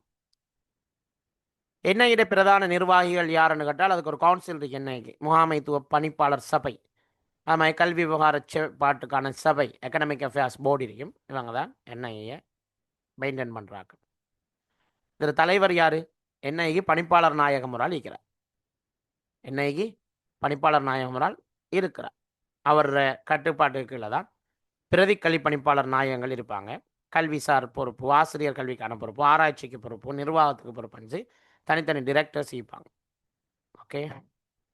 2026ஆம் ஆண்டு கல்வி சீர்திருத்த மீளாய்வு கூட்டங்களில் கலாநிதி ஏடிஏ சில்வா போன்ற பிரதி கல்விப்பணிப்பாளர் நாயகங்கள் தொடர்ச்சியாக பங்கேற்று சீர்திருத்தங்களை வழிநடத்தினார்கள். ஸோ பிரதி கல்விப்பணிப்பாளர்கள் ஒருவர் தான் ஏடிஏ டி சில்வா போன்றவர்கள். ஸோ 1986லேருந்து 2026 பெரிய ஜேர்னி இல்லையா? 40 வருட ஜேர்னி.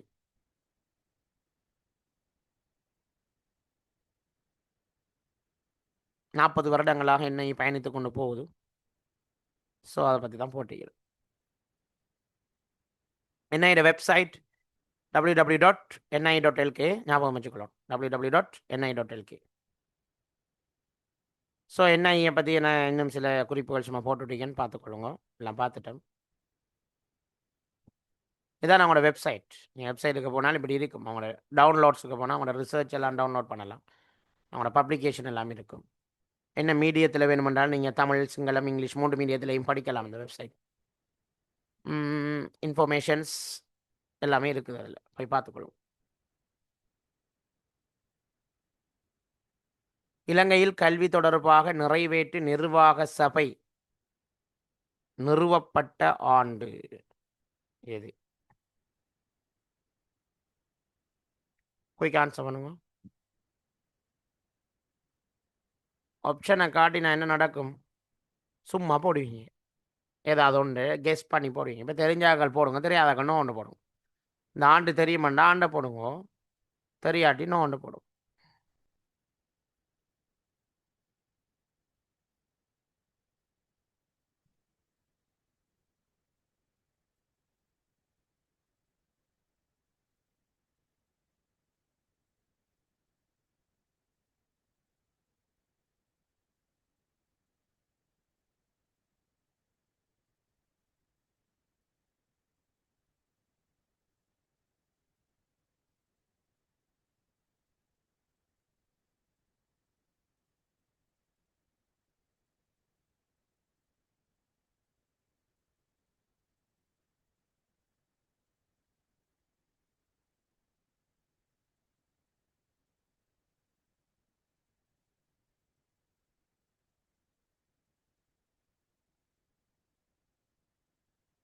தெரியாதா?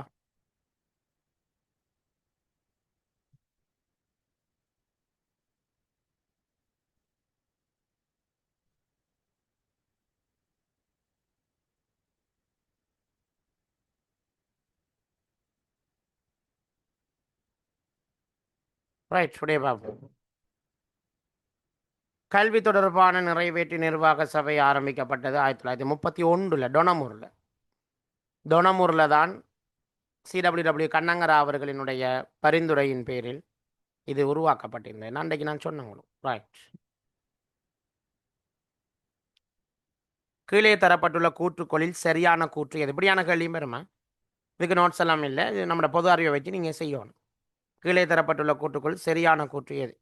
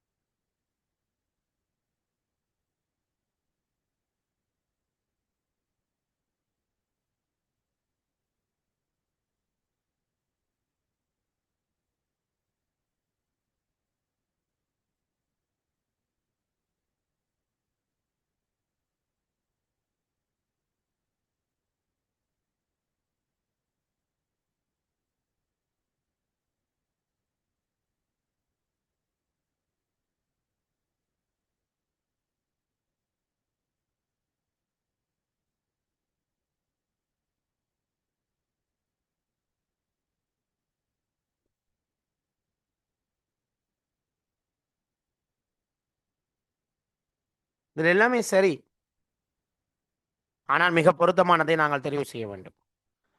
பிள்ளை ஒருவர் விடயங்களை செவிமடுத்தல் மூலம் கற்றுக்கொள்கிறார் என்பது சரியா? செவிமடுத்தல் மூலம் மட்டும் ஒரு ஆள் கற்றுக்கொள்ள முடியுமா? முடியாது. ஆகவே அது சரிவர இல்லை.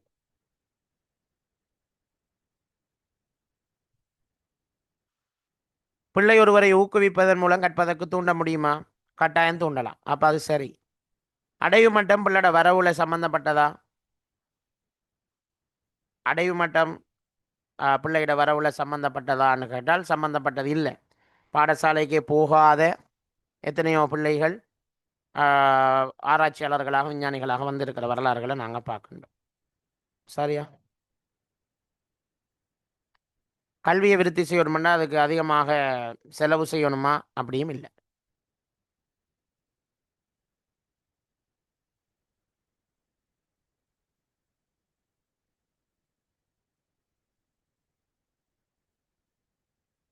சரியா? ஓகே, அவை சரியான பதில். பிள்ளை ஒருவரை ஊக்குவிப்பதன் மூலம் கற்பதற்கு தூண்ட முடியும் என்பது. 1939ஆம் ஆண்டில் 31ஆம் இலக்க கல்வி சட்டத்தின் கீழ் கல்வி தொடர்பான மத்திய அதிகாரமுடைய நிறுவனம் எது? 39ல் அது அடுத்த சீர்திருத்தம்.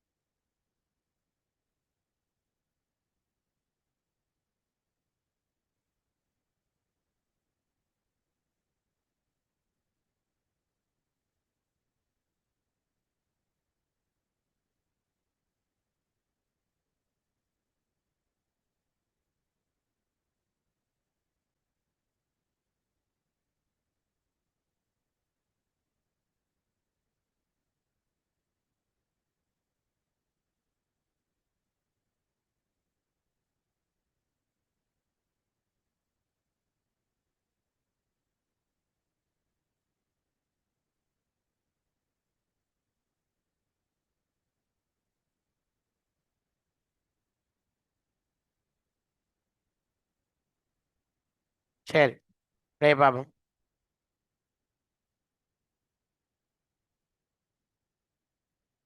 கல்வி திணைக்களம் என்பதுதான் சரியான பதில். 39ல் தான் கல்வி திணைக்களம் ஸ்டார்ட் பண்ணப்பட்டது. ஸோ 3வது விட தான் சரி. இலங்கையில் தேசிய கல்விக் கொள்கை தயாரிக்கப்படுவது எந்த நிறுவனத்தினால்?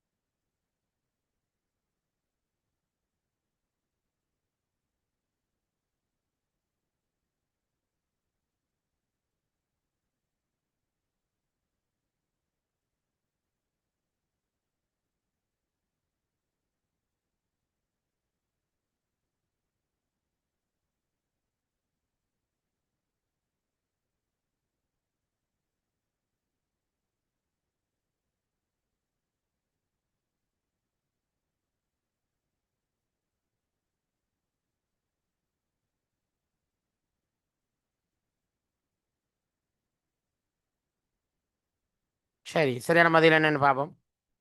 தேசிய கல்வி ஆணைக்குழு. ஸோ தேசிய கல்வி ஆணைக்குழுட வேலை தான் இந்த கல்வி கொள்கைகளை தயாரிக்கிறது. அப்போ வாங்க தேசிய கல்வி ஆணைக்குழுவை பற்றி படிப்போம். இது எக்ஸாமினேஷன் டிபார்ட்மெண்ட்டை பற்றின ஒரு தகவல் ஒன்று இதில் போட்டிருக்கேன். இலங்கை பரீட்சை திணைக்களம் அமைஞ்சிருக்கிறது பெலவத்த பத்தரமுள்ள. அவங்களோட website doe.nets.lk, department of examination nets.lk, doe.nets.lk, nets.lk.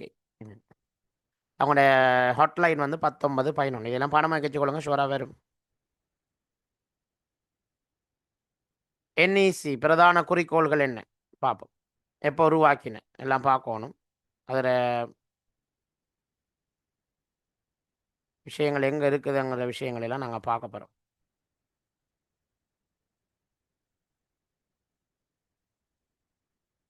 One minute.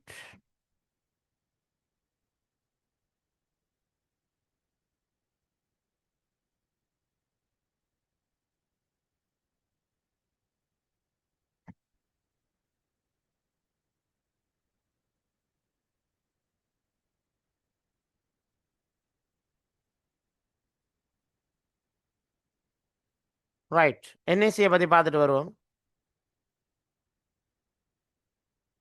NEC இலங்கையின் கல்விக்கான உச்ச தேசிய கல்வி ஆணைக்குழு. மாறும் கொள்கைகளும் மாணவர்களின் எதிர்காலமும். 1990ஆம் ஆண்டுக்கு முன்னர் நாட்டின் கல்விக் கொள்கைகளில் அடிக்கடி ஏற்பட்ட மாற்றங்கள் மாணவர்களின் கல்வியிலும் எதிர்காலத்திலும் நிலையற்ற தன்மைகளை உருவாக்கி கொண்டதுதான் பிரச்சனை. அரசாங்கம் மாற மாற கல்விக் கொள்கைகளும் மாறிக்கொண்டே போயிடுச்சு. அப்பதான் ஒரு பிரேரணையை முன்வைச்சாங்க. நிலையான கல்விக் கொள்கைகளை எழுதுற, நிலையான கல்விக் கொள்கைகளை நடைமுறைப்படுத்துகிற ஒரு நிறுவனம் தேவை அப்படின்னு சொல்லிட்டு உறுதியான ஒரு பாதையை உருவாக்குறதுக்காக உருவாக்கப்பட்டது தான் NCE, national NEC, sorry, national educational commission. என்இசியா, என்இசி, நேஷனல் எஜுகேஷனல் கமிஷன் அப்படின்னு ஆரம்பித்தோம் 1991. தொடர்ச்சியான மற்றும் நிலையான தேசிய கல்விக் கொள்கையில் உருவாக்குவதற்கான ஒரு சுதந்திரமான உச்ச சபை என்இசி 1991ஆம் ஆண்டு ஆரம்பிக்கப்பட்டது. நோக்கம் நிலையான கல்வி கட்டமைப்பு. நோக்கம் என்ன? நிலையான கல்வி கட்டமைப்பு. அதை உருவாக்குறதா உன்னோட நோக்கம். 91 ஆரம்பித்தோம். 1991ஆம் ஆண்டு 19ஆம் இலக்க தேசிய கல்வி ஆணைக்குழு சட்டத்தின் கீழ் ஆக்ட் நம்பர் 1991. இவங்களோட பிரதான வேலையை ஜனாதிபதிக்கு கல்வி தொடர்பான நேரடி ஆலோசனைகளை வழங்குது. ஜனாதிபதிக்கு தான் இவங்க கொடுப்பாங்க. ஜனாதிபதி அதை கொண்டு போய் பாராளுமன்றத்தில் போட்டு அப்ரூவல் எடுக்கும். அடுத்து தான் நடைமுறைப்படுத்தும். இவங்க நேரடியாக ஜனாதிபதியால் நியமிக்கப்படுகின்ற ஒரு குழு. அதை ஞாபகம் வச்சுக்கொள்ளுங்க. என்இசிங்கிறது நேரடியாக யாருக்குள்ள வருது? பிரசிடென்ட்டுக்குள்ள வருது. கல்வி அமைச்சுக்குள்ளேயோ பாராளுமன்றத்துக்குள்ளேயும் இல்லை. ஜனாதிபதிக்கு தான் இதுக்கு அதிகாரம். தேசிய கல்விக் கொள்கைகளை தயாரிக்கிற இந்த நிறுவனத்தை கண்ட்ரோல் பண்ணுறது ஜனாதிபதி. ஸோ உங்களோட பிரதான நோக்கமே ஜனாதிபதிக்கு ஆலோசனை வழங்குறது. கல்வி தொடர்பான ஆலோசனை, எல்லா ஆலோசனையும் இவங்க சொல்கிறல்ல, கல்வி தொடர்பு ஆலோசனை சொல்லுவாங்க. இலங்கட தேசிய கல்விக் கொள்கைகளை மீளாய்வு செய்வாங்க. பாடத்திட்ட திருந்தோணுமெண்டா, இப்போ புதிய சிலபஸ் சேஞ்சுண்டா அது என்ன அடிப்படையில் சேஞ்ச் பண்ணப்படணுமென்றதை வகுத்து கொடுத்தது என்இசி. அது தயாரித்தது தான் என்ஐஇ. ரெண்டுக்கும் வித்தியாசம். இங்கே தயாரிக்கிற ஒரு ஆள், அதை வகுத்து கொடுக்குற ஒரு ஆள், பிளானிங் போடுற ஒரு ஆள், கட்டடத்தை கட்டுறது ஒரு ஆள். என்ன, என்ஜினியர் பிளான் தான் பண்ணுவார், அவர் வந்து கட்டடத்தை கட்ட மாட்டார். ஸோ கட்டடம் கட்டுறது மேசன். ஸோ என்ஐஇற வேலை மேசன் வேலை, கட்டுற வேலை. என்இசியில் வேலை பிளான் பண்ணி கொடுக்குறது. சர்வே பிளானை செஞ்சு மேப்பை கீறி கொடுக்குறது தான் அவங்களோட வேலை. வழிகாட்டலும் ஆலோசனையும் தான் இவங்களோட பிரதான நோக்கம். அதோட டீச்சர்ஸில் வான்மை விருத்தி, அவங்களோட ப்ரொஃபஷனல் டெவலப்மெண்ட்டுக்கு கூடுதலான பங்களிப்பு செய்கிறது. அடுத்தது இடைவிலகிற மாணவர்களுக்கான திட்டங்களை வகுக்கிறது. பல வேலை திட்டங்களை என்இசி செஞ்சு கொண்டு போகும்.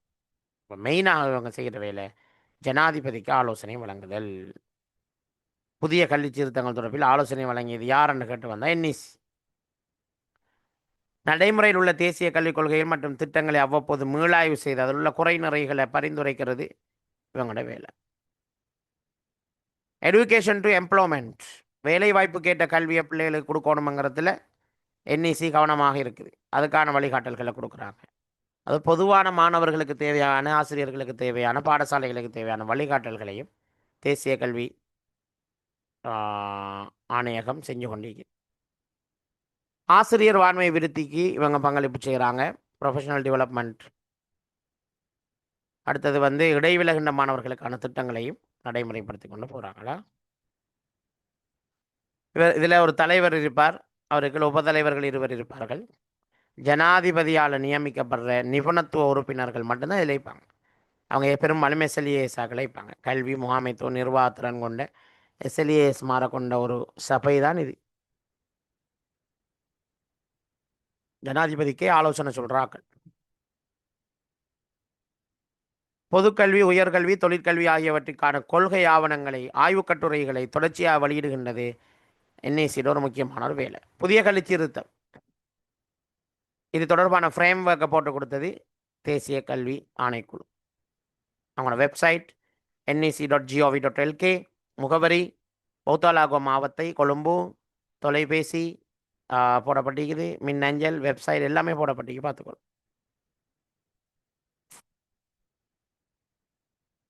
ஸோ சரியான தகவல்களை கொடுத்து தெளிவான எதிர்காலத்தை கட்டமைக்கிறது தான் ஆணைக்குழுவினுடைய வழிகாட்டு. கொள்கைகளை புரிந்து கொண்டு மாணவர்களுக்கு சரியான கல்விப்பாதையை காட்டி கொடுத்தா சிறப்பான ஒரு மாற்றத்தை கொண்டு வரலாம்.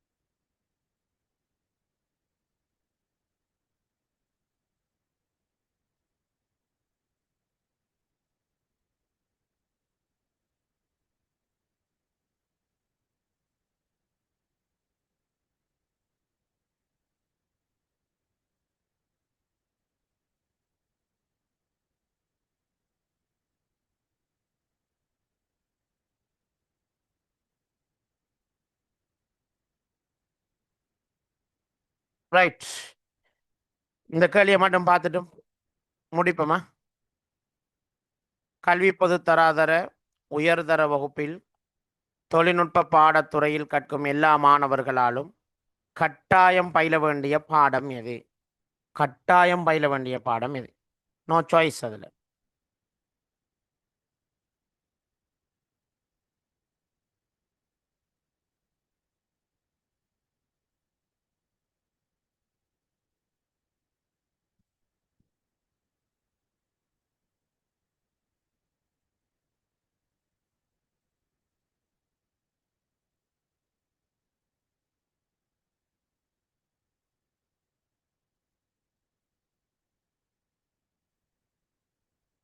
கொஞ்சம் பேர் ஆன்சர் பண்ணிக்கிறீங்க, அதுலேயும் நிறைய பேர் பிள்ளையா சொல்லிக்கிறீங்க. நிறைய பேர் ஆன்சர் பிள்ளை.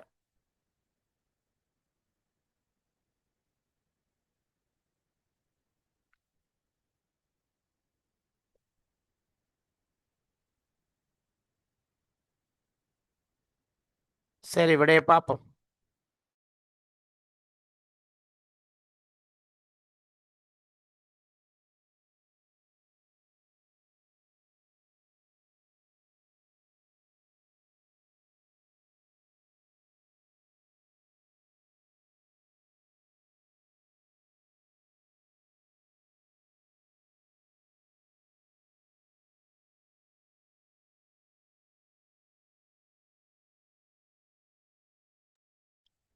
ரைட், விடைய பார்ப்போம்.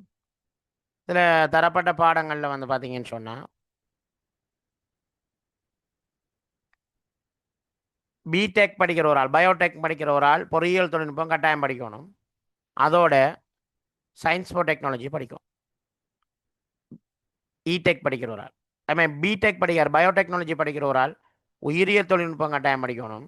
தொழில்நுட்பத்துக்கான விஞ்ஞானம் கட்டாயம் படிக்கணும். ஸோ தகவல் தொடர்பான தொழில்நுட்பம் ஒன்றிலையும் கட்டாய பாடம் இல்லை, அது தேர்வுக்குரிய பாடம். அது தேர்வுக்குரிய பாடம். ஆகவே இதில் ரெண்டுக்கும் சரி வந்தது எது?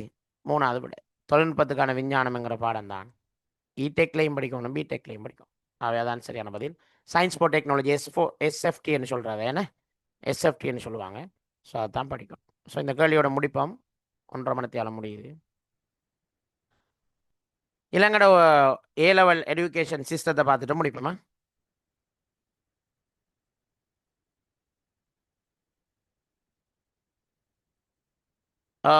அப்போதான் 2 பேர் கேள்வி கேட்டிருந்தீங்க. அந்த கேள்விக்கான விடையை சொல்கிறேன், நோட் பண்ணிக்கொள்ளுங்க. ஒரு ஆள் கேட்டிருந்தீங்க, தற்போதைய தேசிய கல்வி நிறுவனத்தின் தலைவர் யார் அப்படின்னு சொல்லி. தலைவர் என்ற பணிப்பாளர் நாயகம் ஒருவர் இருப்பார், ப்ரொஃபஸர் மஞ்சுளா விதானபத்திரன். அவர் தான் இதுவரைக்கும் டிரெக்டராக இருந்தவர். ஆனால் உங்களுக்கு தெரியும், இந்த கிரேட் 6 இங்கிலீஷ் புத்தகம் சம்பந்தமான ஒரு சர்ச்சையில் சிக்கி அவர் தன்னை பதவியை ராஜினாமம் செய்திருக்கிறார்.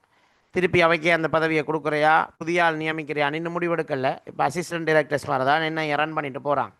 ஸோ அதனால் இவையை பற்றின ஒரு கேள்வி வரலாம். ஆங்கில புத்தகத்தில் சர்ச்சை காரணமாக பதவி விலகிய என்ஐட பணிப்பாளர் யார் அப்படின்னா, அவர் பொம்பளையா, ப்ரொஃபஸர் மஞ்சுளா விதானபத்திரன். நோட் பண்ணிக்கொள்ளுங்க, ப்ரொஃபஸர் மஞ்சுளா விதானபத்திரன் தேசிய கல்வி நிறுவனத்தினுடைய கடைசியாக இருந்த பணிப்பாளர். அவர் பதவி விலகிட்டார். மஞ்சுளா விதானபத்திரன், விதானட பத்திரம், மஞ்சுளா விதானபத்திரன். அதே மாதிரி தேசிய கல்வி ஆணைக்குழு என்இசியை பொறுத்தவரையில்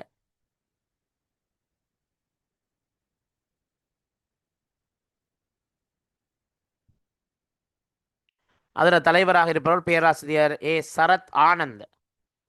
சரத் ஆனந்த, நோட் பண்ணிக்கொள்ளுங்க, சரத் ஆனந்த. ஏற்கனவே இருந்தவர் ப்ரொஃபஸர் மஞ்சுளா விதானபத்திரன். அது என்இசிக்கு வந்து ப்ரொஃபஸர் ஏ சரத் ஆனந்தா. சரி, கொஞ்சம் பார்த்துக்கொள்ளும்.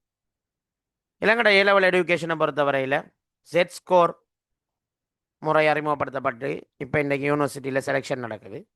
ஸோ உயர்தரத்தில் வந்து எல்லா ஸ்ட்ரீம்லையும் வந்து பார்த்தீங்கன்னா பிரதான பாடங்கள் 3 இருக்கும். 5 ஸ்ட்ரீம் இருக்குது. இந்த 5 ஸ்ட்ரீம்லேருந்து மாக்கள் எடுக்கணும். இதில் ஜென்ரல் இங்கிலீஷும் காமன் ஜென்ரல் டெஸ்ட்டும் கட்டாயப்படும், எல்லாரும் எடுக்கணும். கட்டாயம் இந்த 2 பாடத்தையும் எல்லாரும் எடுக்கணும். இதில் யூனிவர்சிட்டிக்கு செலக்ட் ஆகணுமெண்டா பொது அறிவு பரீட்சையில் காமன் ஜென்ரல் டெஸ்ட்டில் எத்தனை மார்க்ஸ் எடுக்கணும் சொல்லுங்க? யூனிவர்சிட்டிக்கு போகணுமெண்டா ஆக குறைந்தது எத்தனை புள்ளிகள் எடுக்கணும்?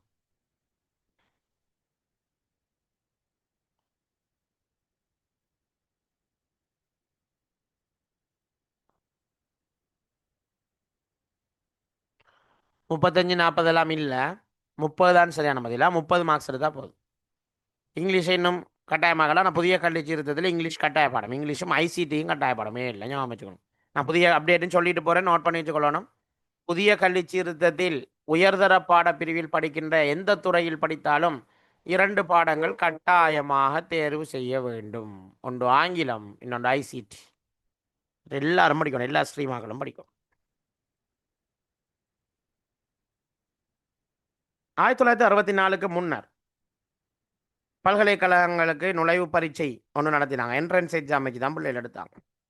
அதோட சிரேஷ்ட பாடசாலையில் கொடுக்குற ஹையர் ஸ்கூல் சர்டிஃபிகேட் ஹெச்எஸ்சின்னு சொல்லி ஒரு எக்ஸாம் நடந்தது. அந்த ஹெச்எஸ்சி எடுத்துகிட்டு போனால் யூனிவர்சிட்டிக்கு போகலாம். அப்போ பெரிய அளவில் போட்டி இருக்கல. ஸோ ஹெச்எஸ்சி சர்டிஃபிகேட் இருக்கா யூனிவர்சிட்டிக்கு வா, அல்லது பல்கலைக்கழகத்தில் நடத்தப்படுற என்ட்ரன்ஸ் எக்ஸாமை பாஸ் ஆனாலும் நீ யூனிவர்சிட்டிக்கு வரலாம். இதான் அப்போது இருந்த சிஸ்டம். காப்பாற்ற உயர்தர பரீட்சையில் ஜிசி ஏ லெவல்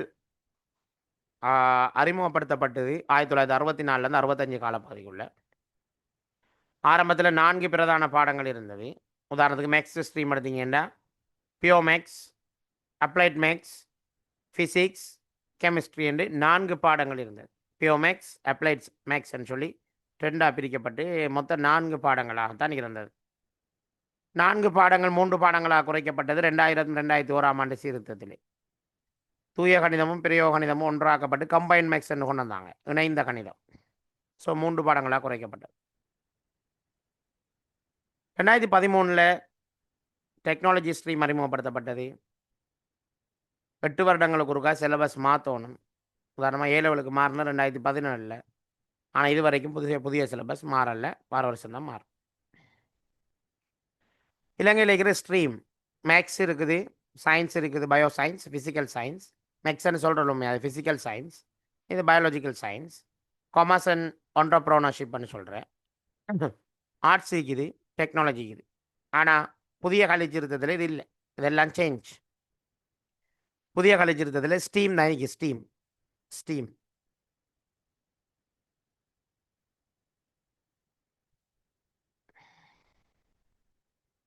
ஸ்டெம் அல்லது ஸ்டீம் தான் நடைமுறைக்கு வரப்போகுது. அதை பற்றி தனியாக பார்ப்போமா.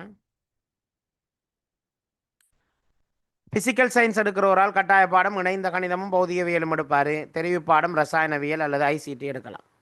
பயோசயின்ஸ் படிக்கிறவரால் கட்டாயம் பயாலஜியும் கெமிஸ்ட்ரியும் படித்தே ஆகணும். ஃபிசிக்ஸ் அல்லது அக்ரிகல்ச்சர் சயின்ஸ் படிக்கலாம்.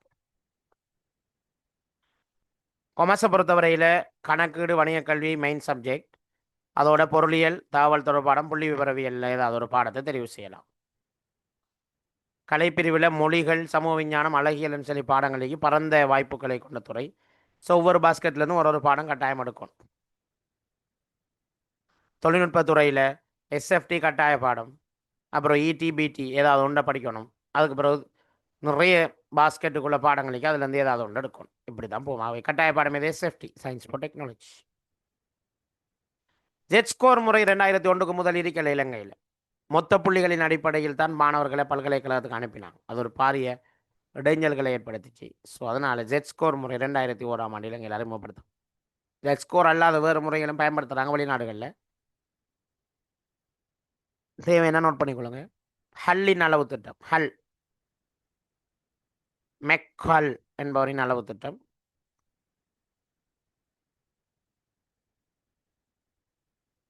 மேக்காட்டோவின் அளவு திட்டம், ஹல்லின் அளவு திட்டம்னு சொல்லி 2 வகையான அளவு திட்டங்கள் ஜெட் ஸ்கோருக்கு பதிலாக பயன்படுத்தப்படுகிறது வேறு நாடுகள்லையா. இலங்கையில் ஜெட் ஸ்கோர் தான். ஜெட் ஸ்கோர் எப்படி பார்க்குறேன், ஸ்டெம்மா ஸ்டீமானு கட்டிக்கிறீங்க ஒரு ஆள், ரெண்டும் தான். ஸ்டீமுங்கிறதுல ஆர்ட்ஸையும் சேர்த்ததுமா. ஆர்ட்ஸ் இல்லாமல் வெளிநாடுகளில் இருக்கிறது ஸ்டெம், நம்ம நாட்டில் ஸ்டீம் தான். ஓயலுக்கு ஸ்டெம், ஏலுக்கு ஸ்டீம். ஜெட் புள்ளி இப்படி தான் கணிக்கிற மாணவன் பெற்ற புள்ளியை அப்பாடத்தில் நாடளாவிய ரீதியில் மாணவர்கள் பெற்ற சராசரி புள்ளிகளை கழிச்சிட்டு நியம விலகல் கண்டு பிரிச்சமண்டா வாரது தான் ஜெட் ஸ்கோர். அதெல்லாம் கேட்டு வராது, ஆனால் உங்களுக்கு தெரிஞ்சுக்கணும் ஜெட் ஸ்கோர். இதில் மாணவர்களோட உண்மையான நியாயமான தன்மையை கண்டறியலாம். ஸோ பல்கலைக்கழகத்தில் இடஒதுக்கீடு எப்படி செய்கிறாங்க, மாவட்ட அடிப்படையில் 55%, மெரிட்டில் 40%, திறமை அடிப்படையில்.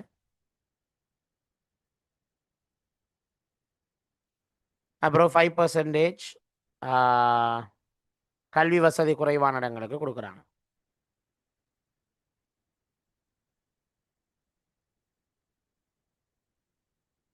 ஜெட் ஸ்கோருக்கு பதிலாக அளவு திட்டங்களை முன் வச்சாக்களே தான்.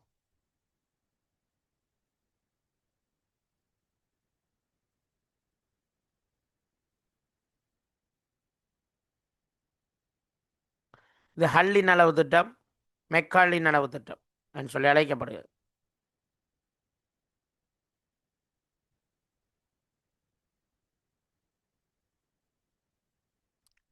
ஸோ சரியான பாடங்களை தெரிவு செய்யணும், அடிப்படை தேவைகளை பூர்த்தி செய்யணும், நியாயமான மதிப்பீடு ஜெட் ஸ்கோர் அடிப்படையில் போய் பல்கலைக்கழகத்துக்கு நுழைவாங்க.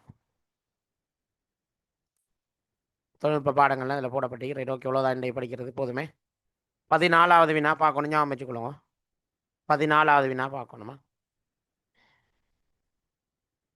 சரியா 1.5 மணி நேரம் படிப்பிச்சிங்கன்னா ஞாபகம் டைமை கவுண்ட் பண்ணி வாங்க. 3 மணி நேரம் கிளாஸ் முடிஞ்சா 10 மணி நேரம் தான் உங்களுக்கு ஆரம்பத்தில் சொன்னது. ஸோ 10 மணி நேரம் முடிஞ்சோடனே திருப்பி நீங்கள் அப்படியே விரும்புகிறாங்க நினைக்கலாம். இன்றையோட 3 மணி நேரம் கிளாஸ் முடிஞ்சா 1.5 மணி நேரம் செய்யுது. Okay, thank you. அடுத்த கிளாஸ் புதன் அல்லது வியாழன் நடக்குமா. இன்றைக்கி திங்கள் தானே, புதன் இல்லை வியாழன் நடக்கும். வியாழக்கிழமை அடுத்த எஜுகேஷன் ஜிக்கு நடக்கும் 3வது. இன்றைக்கு கிளாஸுக்கு வந்தாக்கள் ஃப்ரீ லிங்கில் வந்தாக்கள் ரெஜிஸ்டர் பண்ணிக்கொள்ளுங்க. யார் யார் சேர விரும்புறீங்க? புதுசாக கிளாஸுக்கு சேர விரும்புகிறாங்களா யாருமே இருந்தால் எனக்கு எஸ்ன்னு போடுங்க.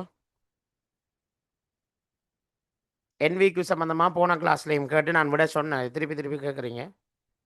என்விக்கு என்ற பேரை அறிமுகப்படுத்தியதே பிரித்தானியா, என்விக்கு சிஸ்டத்தை அறிமுகப்படுத்தினது ஆஸ்திரேலியா. ஸோ ரெண்டும் சரி. கேள்வி கேட்ப விட மாறும். யாராவது புதுசாக கிளாஸுக்கு ஜாயின் ஆக விரும்புகிறாங்களா எஸ்ன்னு போடுங்க. ரைட்.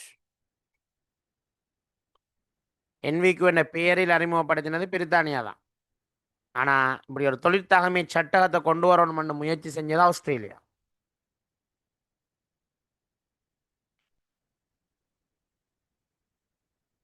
டீச்சிங் எக்ஸாம் பெரும்பாலும் மேயில் நடக்கிறதுக்கு தான் வாய்ப்பு கூட.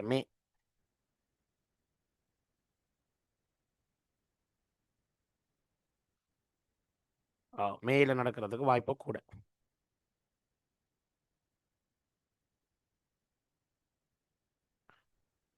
ஓகே, எக்ஸாம் நடக்கும் இன்னைக்கு உங்களுக்கு. இன்னைக்கு படித்த வினாக்களை உள்ளடக்கியதாக ஒரு பரீட்சை உங்களுக்கு போடுவேன். கொஞ்சம் லேட்டாகி போடுறேன், கொஞ்சம் தூங்கி எழும்பி உங்களுக்கு லேட்டாகி போடுறேன்னா. ஓகே, இரவெல்லாம் தூங்குறதுல தானே இப்போ நோன்பு காலம்ங்கிறதால முடிச்சுட்டு நாங்கள் அப்புறம் உங்களுக்கு போடுவோம். ஓகே,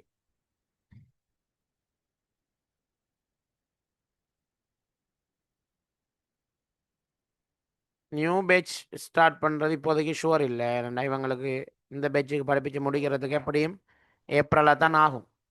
ஆகவே அதுக்கப்புறம் இன்னொரு பேட்ச் தொடங்கி முடிக்கலுமான்னு எனக்கு தெரியல. எக்ஸாம் மேயில் இல்லைன்னா செய்வேன். மெயிலன்னா கஷ்டம், ஒரு பேட்ச் தொடங்கி முடிக்கிறது கஷ்டம் தானே. பார்ப்போம், பிரச்சனை இல்லை. ஆனால் நியூ பேட்சோட வந்து நீங்கள் ஜாயின் ஆக தேவையில்லை, இப்போயே ஜாயின் ஆகலாம். உங்களுக்கு மிஸ் ஆன தலைப்புகளை நியூ பேட்சோட படிக்கலாம் அல்லது ரெக்கார்டிங் பார்த்து படிக்கலாம். Okay, thank you. அஸ்ஸலாமு அலைக்கும், வணக்கம். உங்களோட எக்ஸ்பீரியன்ஸ் ஏதாவது இருந்தால் குரூப்பில் ஒன்றும் போட வேணாம். எக்ஸாம் மார்க்ஸும் குரூப்பில் போட வேணாம். நான் உங்களுக்கு அதுக்கு பெட்லெட் ஒன்று அனுப்புவேன், அந்த பெட்லெட்டில் போடும். சாரி. Thank you very much. அஸ்ஸலாமு அலைக்கும், வணக்கம். Good bye.